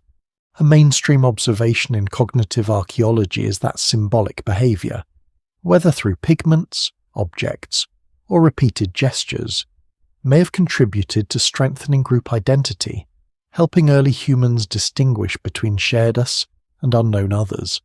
This distinction could support cooperation within groups while maintaining flexibility in unfamiliar environments. You look again at the ochre near the fire. It's small, simple, yet it holds attention in a way that feels disproportionate to its size, as if the mind is practicing something important by focusing on it. Outside the firelight, the grassland remains dark and unreadable, but within the circle, meaning gathers again, slowly rebuilding after the earlier uncertainty. The group is quieter now, but not tense, more reflective, more connected. You begin to sense how early human life may have been shaped not only by reacting to the environment, but by interpreting it. Not only by surviving events, but by assigning meaning to objects, colours, and shared experiences. The red pigment remains still, the fire continues to breathe, and the night holds everything gently in place once again, as if the world is allowing the group a moment to simply understand, not just endure. The fire softened again into a steady, low pulse of light, and the red ochre rests quietly near its edge, no longer being passed from hand to hand, but still holding attention in a subtle, lingering way. The night feels deeper now, not in danger, but in presence, as if the world has grown larger while the circle of safety remains small and intact. A cool wind moves through the grassland beyond the camp. It brushes across skin, carrying with it the scent of dry vegetation, distant earth, and faint traces of smoke. The temperature has dropped slightly, reminding everybody here that warmth is not permanent unless it is maintained. In early human life, environmental change was not abstract. It was immediate and physical. Temperature shifts, wind direction, and seasonal cycles directly shaped movement, shelter, and survival strategies. You adjust your position closer to the fire without thinking. Others do the same in small, nearly invisible steps. No one instructs this. The body already knows. A mainstream fact from paleoenvironmental studies is that early Homo sapiens lived through fluctuating climates that required constant adaptation. These changes influenced migration patterns, resource availability, and even social organization, encouraging flexibility in behavior and decision-making. You notice how the group responds to the cooling air, not with speech, with movement. A subtle tightening of the circle occurs again, not from fear this time, but from comfort-seeking. The fire becomes more central in awareness, not because of threat, but because of warmth. A lesser-known detail from studies of ancient shelter use is that early humans often adapted natural formations such as caves, rock overhangs, and wind-sheltered valleys rather than constructing permanent dwellings. These spaces were chosen for their ability to reduce exposure to wind and temperature extremes while maintaining access to resources. Here, in this open grassland, the fire is the primary shelter, not a structure of stone or wood, but a shared centre of heat. You watch as someone carefully adjusts a hide over their shoulders. The material is rough, shaped by use, softened by time. It carries faint traces of animal life, earth, and smoke. It is not only protection, it is memory of effort, skill, and survival. The group remains mostly quiet, but it is not silent in the empty sense. It is full of small, almost imperceptible activity. Breathing, shifting, listening, occasional soft sounds of firewood settling, a brief crackle as heat moves through wood fibres. In this environment, even stillness has texture. You begin to notice how deeply the body responds to warmth. Muscles relax slightly, breathing slows, attention softens at the edges while remaining present at the centre. It is a dual state, both alert and restful. Researchers continue to explore how early human thermoregulation and social behaviour may have been linked. Some suggest that shared fire use not only provided protection from cold and predators, but also extended social interaction into nighttime hours, strengthening bonds and enabling communication beyond daylight limitations. Others argue that fire may have influenced sleep patterns themselves, gradually shifting human rest cycles and increasing opportunities for shared vigilance and storytelling. Both perspectives point toward the same truth. Fire did more than warm the body. It shaped behaviour. You look again at the red ochre. Its colour seems deeper now in the firelight, almost like it has absorbed warmth itself. Someone near it traces a finger through a small smear left earlier, studying the texture. The gesture is slow, thoughtful, almost reflective. A quirky detail often mentioned in discussions of early pigment use is that ochre can remain visible for long periods when applied to surfaces, especially in dry environments, which may have contributed to its repeated use in marking objects, bodies, or spaces. Its durability could have made it valuable for communication or identity marking across time. You begin to see how objects here do not stay neutral. They accumulate meaning through repetition, through attention, through shared observation. The fire shifts again, lowering slightly before rising as a new piece of wood catches. Sparks lift briefly and vanish into the dark sky above. The stars remain steady, unchanged, distant but constant, as if observing without involvement. The group's attention is now gentler than before. The earlier alertness has fully settled into calm awareness. There is no scanning urgency, only quiet presence. You feel this shift in yourself as well. The mind is no longer actively searching for threats. It is simply observing what is. A mainstream observation in environmental psychology is that humans tend to enter different cognitive states, depending on environmental stability. In predictable and safe conditions, attention becomes more diffuse and reflective, while in uncertain conditions it becomes narrow and focused. Early human survival likely depended on the ability to move fluidly between these modes. You're now in the reflective state. Time feels less segmented. Moments blend into one another without sharp boundaries. The fire, the grass, the wind, the group, all existing in a single, continuous awareness, somewhere in the circle. A soft murmur of sound rises briefly, then fades. Not a conversation, more like a shared acknowledgement of presence. The body of the group seems to settle deeper into the ground, as if the earth itself is supporting rest. And yet, even in this softness, awareness remains, not vigilance, not tension, but openness, the kind that allows life to continue without interruption. While still acknowledging the unpredictable nature of the world beyond the firelight, you understand now how survival here is not a single state. It is a balance of many states held at once, warmth and coolness, rest and awareness, memory and interpretation, individual sensation and collective presence. The fire continues its quiet rhythm, and the night continues its slow passage, carrying everything gently forward without urgency. The night has settled into a long, steady calm, the kind that feels almost continuous, as if time itself has loosened its edges. The fire remains at the centre of the camp, smaller now, but persistent. Its light moves gently across the ground, across resting bodies, across the faint outlines of objects that no longer need to be named in order to be understood. The red ochre is still there, dimmed by shadow but not forgotten, and something about it continues to shape attention, even in silence.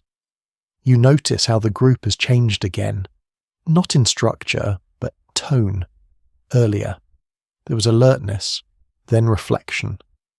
Now there is something more diffuse, almost instinctual, as if the mind is no longer focused on any single thing but is instead spread across the environment like a soft net. In early human survival contexts, this kind of distributed awareness would have been essential during long nights, allowing individuals to rest while still maintaining a general sensitivity to changes in sound, movement, or temperature.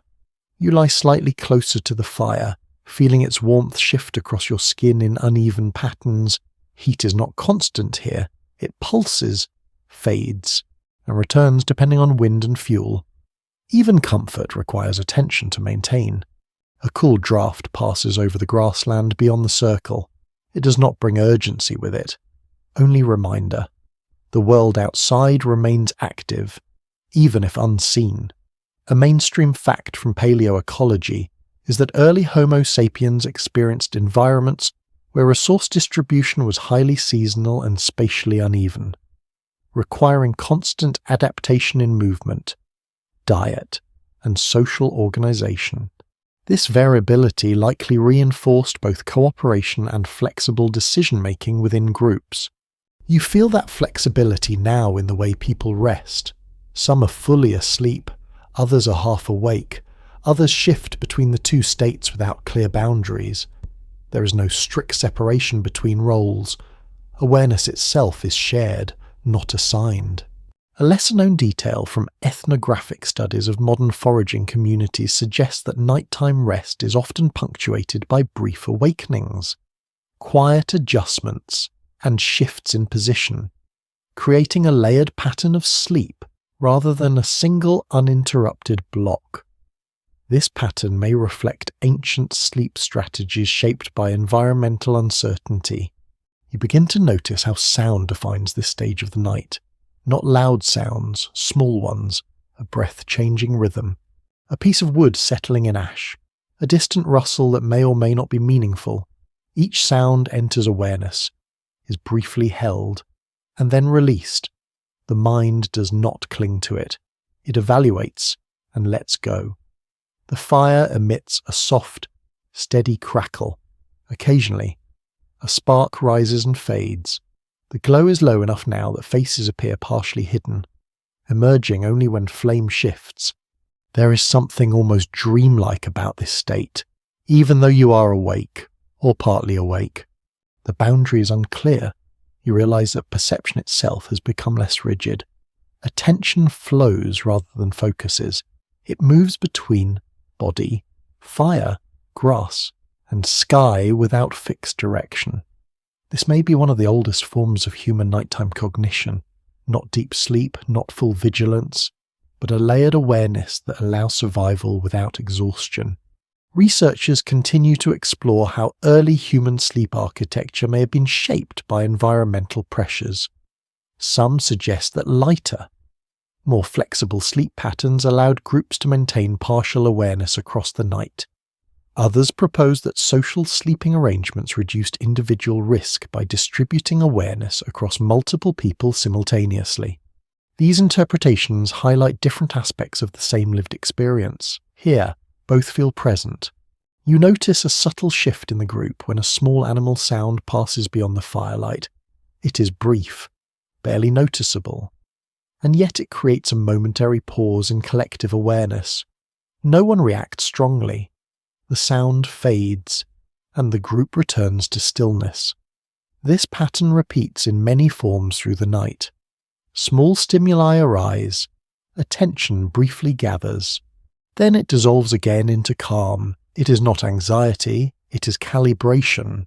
A quirky detail often discussed in studies of perception is that the human brain is especially tuned to changes in pattern rather than constant input.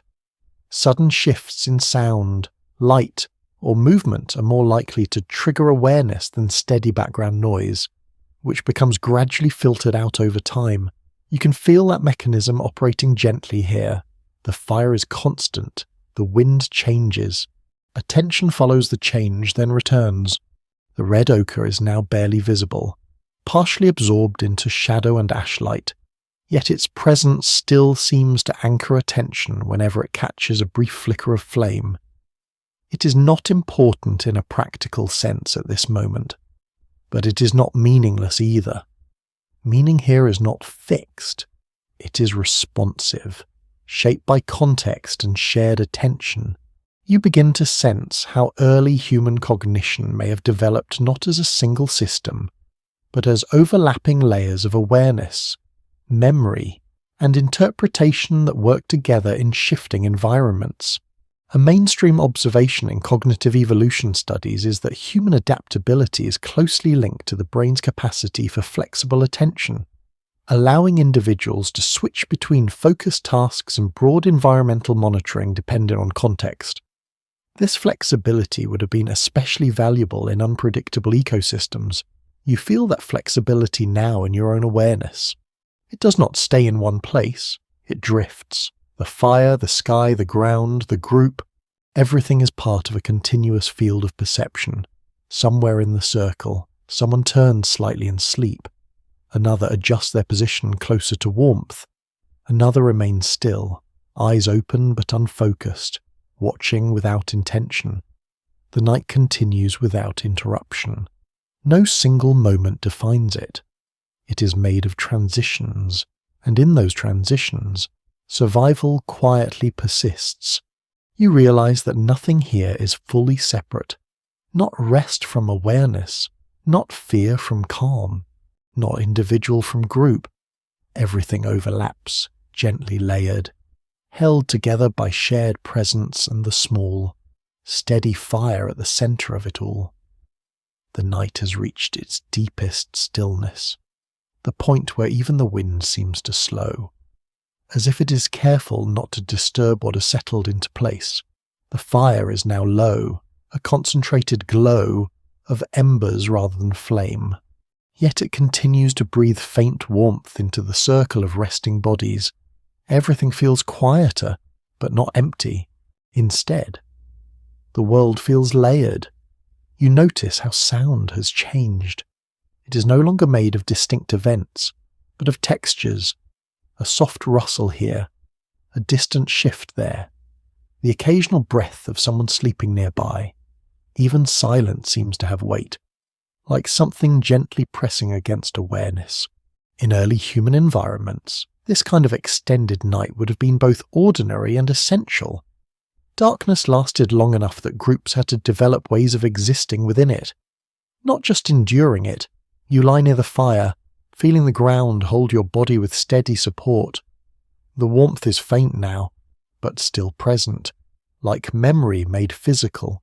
A mainstream fact from evolutionary neuroscience is that human threat detection systems remain active during sleep at a reduced level, allowing the brain to respond quickly to potential danger, even without full conscious awareness.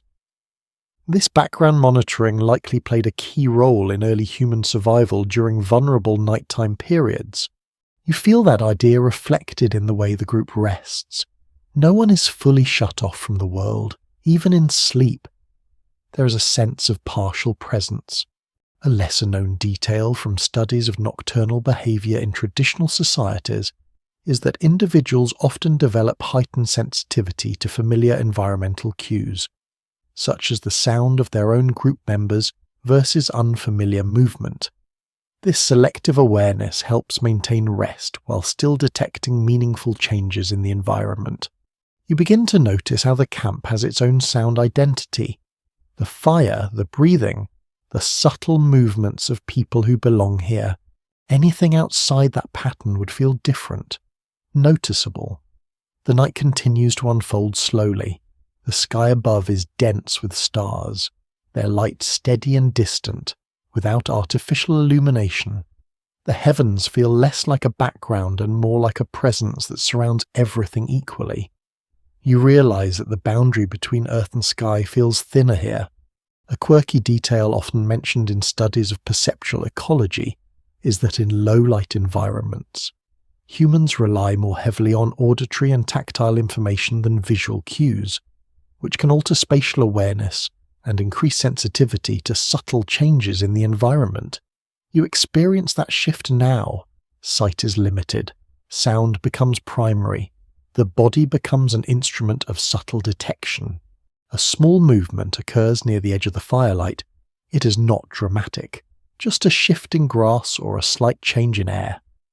A few people become faintly more attentive, not fully awake, not alarmed, just adjusted.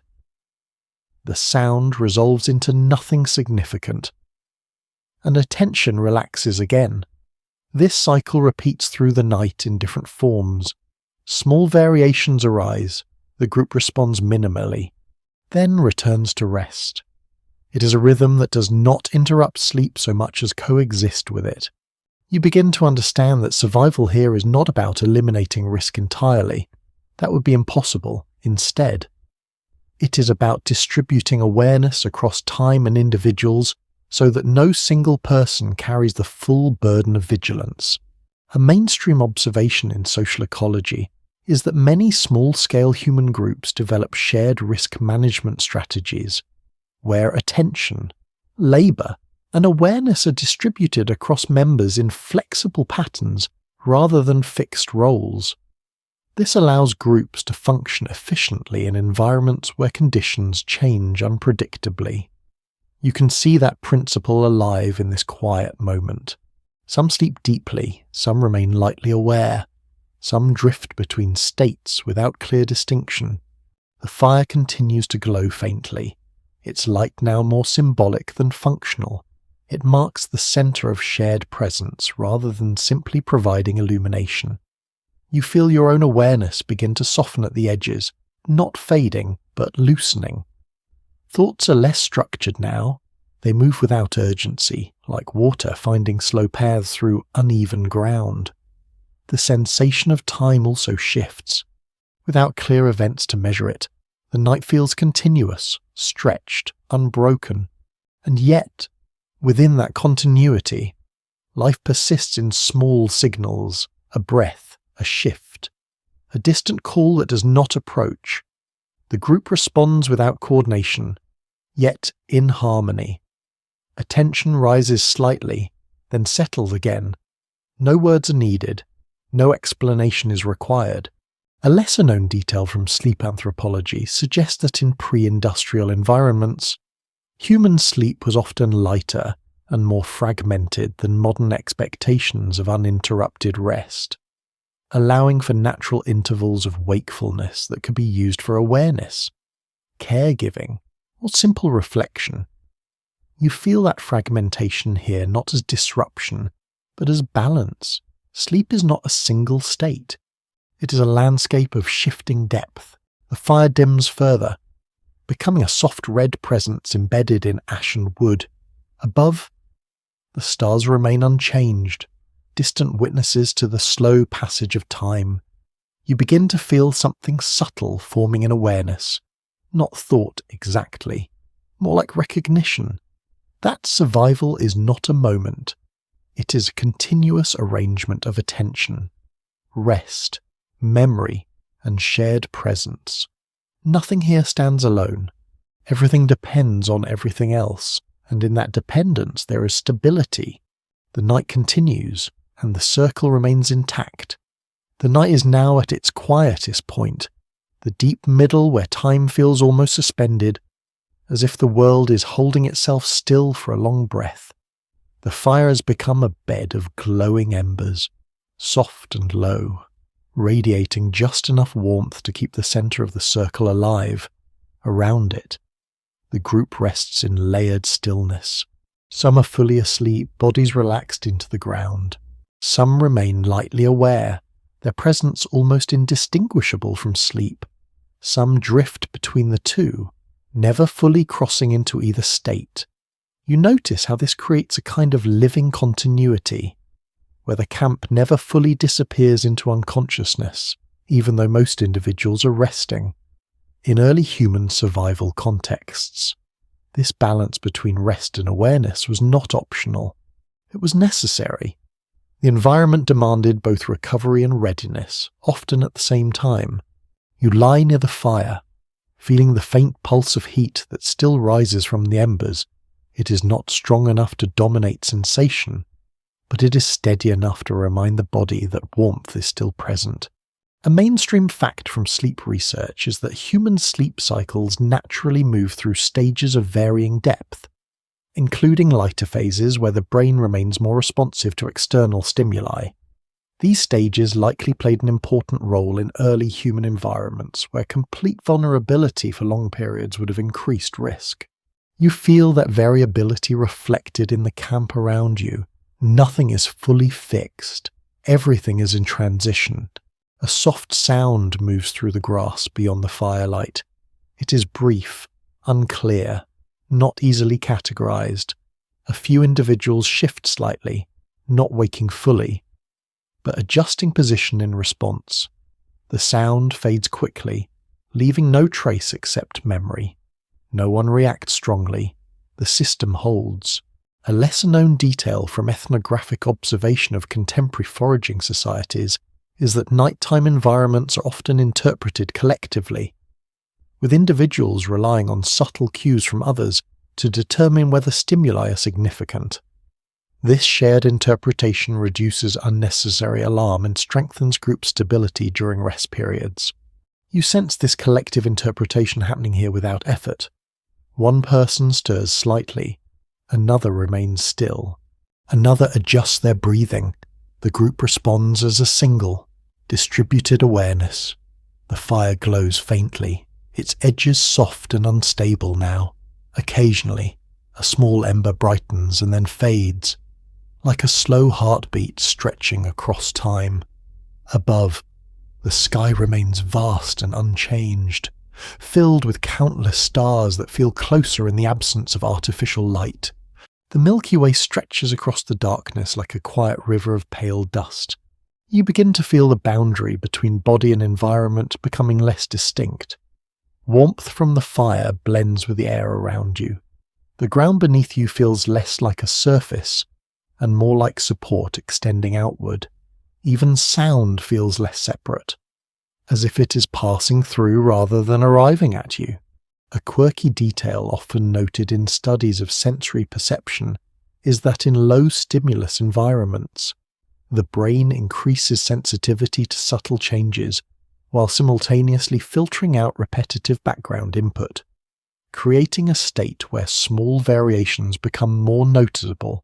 Even as overall perception feels calmer, you experience that now. Nothing is loud, but everything is present. A distant animal call rises briefly and fades. It does not approach. It does not repeat. It simply exists within the night as part of the larger soundscape. The group does not fully engage with it. Attention acknowledges it, then releases it. This pattern repeats through the night in gentle cycles. Awareness rises slightly, then returns to rest. No moment dominates the others. It is a continuous adjustment. A mainstream observation in evolutionary sleep studies is that human beings appear uniquely adapted to flexible sleep structures, capable of partial awareness during rest that may have supported group living in unpredictable environments. This adaptability distinguishes human sleep from many other species with more rigid patterns. You begin to understand sleep here not as absence, but as modulation, a shifting of depth, a lowering of surface attention while deeper awareness remains quietly active. The fire dims further, now almost entirely ember and ash. Yet it still defines the center of the camp, a point around which everything else is organized. People remain close to it, even in sleep, not consciously, but structurally. The body seeks warmth, the group seeks proximity. Both instincts align. You feel your own awareness soften again. Thoughts lose shape and become less sequential. They drift, then pause, then return without urgency. The night continues without interruption. There is no climax here, no dramatic change, only continuation. A lesser-known detail from studies of nocturnal ecology in human history is that extended nighttime periods often encouraged periods of quiet wakefulness that were not seen as disruptions, but as natural parts of rest cycles. These intervals could be used for reflection, caregiving, or simply remaining present within the group. You feel that rhythm echoing now. Not everyone is asleep. Not everyone is awake. The distinction becomes less important than the shared space between them. The fire breathes faintly one last time, a small pulse of red light moving through ash, then it settles again. Above, the stars remain unchanged. Below, The earth holds the group gently, and within the circle, awareness continues in its softest form, never fully stopping, never fully fading, only adjusting to the shape of the night.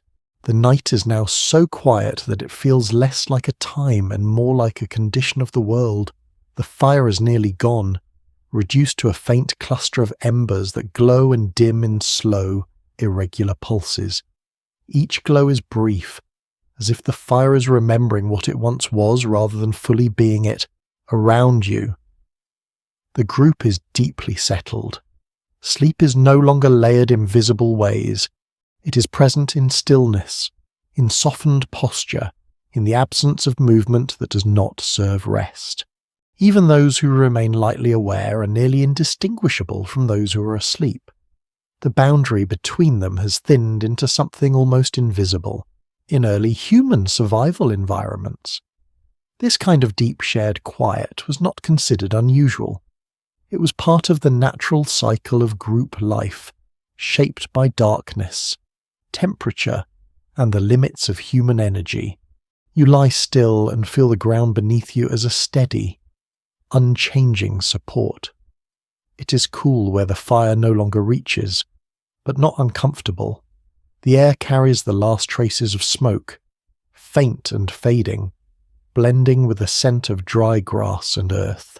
A mainstream fact from chronobiology is that human circadian rhythms are strongly influenced by natural light cycles, particularly the gradual transition between daylight and darkness in environments without artificial lighting. These rhythms tend to synchronize more closely with sunrise and sunset patterns, shaping sleep and wake cycles more directly. Here, that influence is immediate and absolute. The night is not interrupted, it flows. A soft movement occurs somewhere in the grass beyond the camp. It is subtle, almost indistinguishable from wind. A few individuals shift slightly in response, not waking fully, but adjusting position as part of a shared sensitivity to change. Nothing follows the sound, it disappears into stillness. A lesser-known detail from observational studies of small-scale societies is that nighttime environments often produce what researchers describe as ambient vigilance, where no single individual is fully responsible for monitoring, but awareness is distributed across the group in overlapping, shifting patterns. You can feel that distributed awareness even now, though it is faint, not active, not directed, just present. The fire emits a final, low shimmer of light as a pocket of heat collapses inward. A small ember brightens briefly, then fades again. Each pulse feels slower than the last, as if time itself is stretching. Above, the sky is vast and uninterrupted. Stars fill every part of it that is not blocked by grass or horizon. Without artificial light, the night feels complete, not empty. You begin to notice how your own awareness changes in response to this environment. It no longer seeks detail. It holds general presence, body, ground, air, group. These are not separate ideas now. They exist as one continuous field of sensation. A quirky detail often discussed in sensory neuroscience is that during deep rest in natural environments, the brain continues to monitor environmental changes at a reduced level of sensitivity, allowing for a balance between restorative sleep and responsiveness to significant stimuli. This mechanism may have been particularly important in early human contexts. You feel that balance here. Rest is deep but not absolute. The group remains gently connected through proximity, shared warmth, and long practiced familiarity with each other's presence, even in silence. There is structure. No one speaks, yet nothing feels disconnected. The fire is now almost entirely gone, leaving only a faint red presence buried in ash and charcoal. It no longer provides light in any meaningful sense, but it still marks the centre of the circle, like a memory of warmth that has not fully disappeared. You notice how the absence of flame changes perception. Without flicker, shadows settle, Without movement, forms become abstract. The world becomes less segmented and more continuous.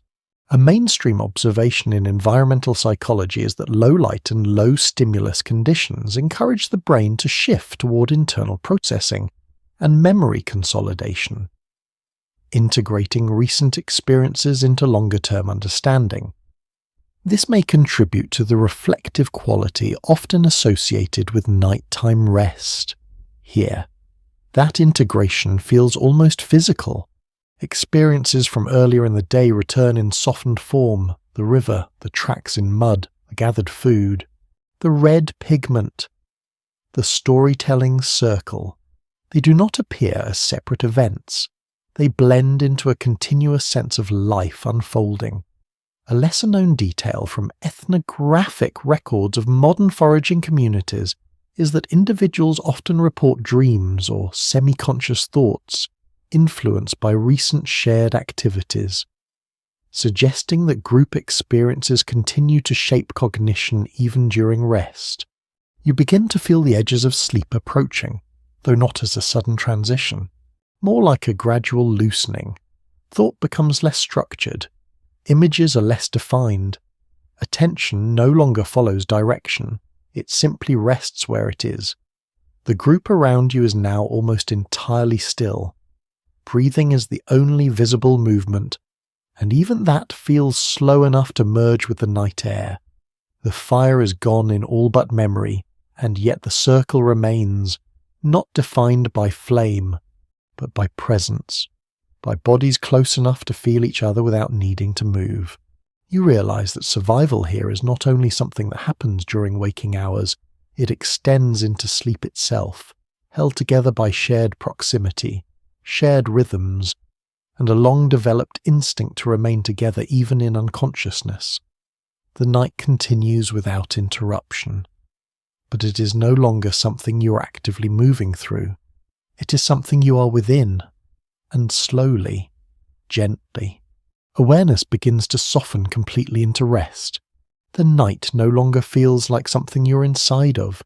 It feels like something that is simply everywhere, holding the land, the grass, the sleeping bodies, and even the memory of the fire that has now fully faded into embers and ash. There is no longer visible flame, only its after-effect remains, a faint warmth in the soil, a soft circle of settled bodies, a shared stillness that continues even as awareness begins to dissolve. You are lying among early humans, but the sense of separation has become thin. The boundaries between observer and participant are no longer sharp. Everything feels gently merged into a single rhythm of rest. In the deepest part of prehistoric night, survival did not pause. It simply changed form. Awareness became quieter, distributed, almost hidden within sleep itself. A mainstream fact from sleep science is that the human brain continues processing and organizing information during deep rest, consolidating memory and regulating emotional responses. This ongoing activity helps prepare the mind for future perception and decision-making. Even when conscious awareness is suspended, here, that process feels almost like drifting through layers of experience. The river from earlier appears faintly in memory. So does the sound of tracking footsteps in mud, the gathering of food, the red ochre resting near the fire, the soft rhythm of storytelling. None of these feel distant. They feel gently present, as if the mind is holding them without effort.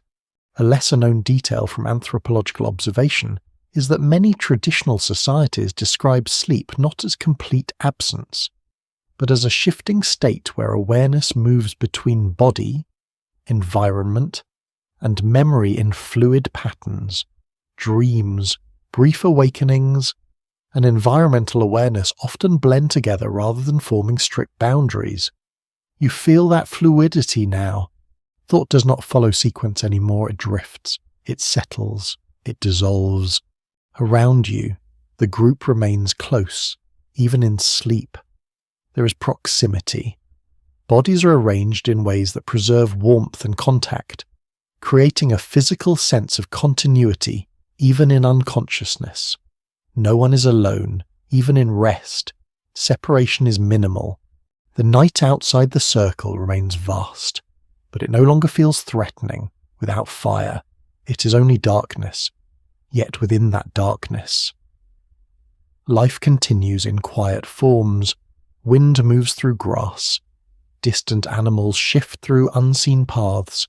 The earth remains active even in silence.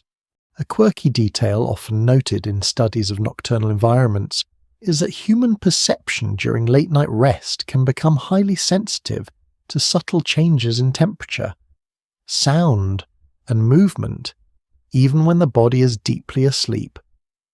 This sensitivity may have helped early humans remain loosely connected to their environment throughout the night. Here, that connection is no longer conscious, but it still exists. You feel it as part of the space itself: breath, ground, air, warmth, memory, all layered together in a slow fading rhythm. The idea of time becomes less distinct. There's no longer a sense of progression, only continuation. Moments do not arrive or end. They soften into one another. In early human life, this continuity of night would eventually yield to morning. But that transition feels distant now, almost irrelevant. What matters is the present softness, the shared stillness, the quiet maintenance of life even in rest. A mainstream observation in evolutionary biology is that sleep in social species often involves coordinated patterns of rest and vigilance, allowing groups to maintain safety while individuals recover. This balance between individual vulnerability and collective protection is a key feature of human survival strategies. Here, that balance is no longer actively maintained, it simply exists. You begin to feel awareness thinning further, not as disappearance, but as release. The need to observe fades, the need to interpret fades. Even the sense of being present becomes less defined. There is only sensation now. Warmth where the body meets the ground, cool air passing lightly over skin, the faint impression of others nearby, and beneath all of it, a steady quiet that holds everything without effort. The survival instinct that has carried through every earlier section is still present, but no longer as alertness. It has become something deeper and less defined.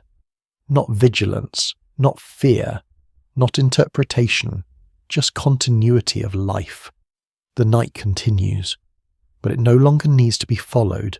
It simply is, and slowly, gently, completely. Awareness gives way to rest, not an ending, not a disappearance, just a return to stillness within the long unfolding rhythm of human existence. And somewhere far beyond this circle of sleeping bodies, the world keeps moving, waiting for morning without urgency, as it always has. Sweet dreams.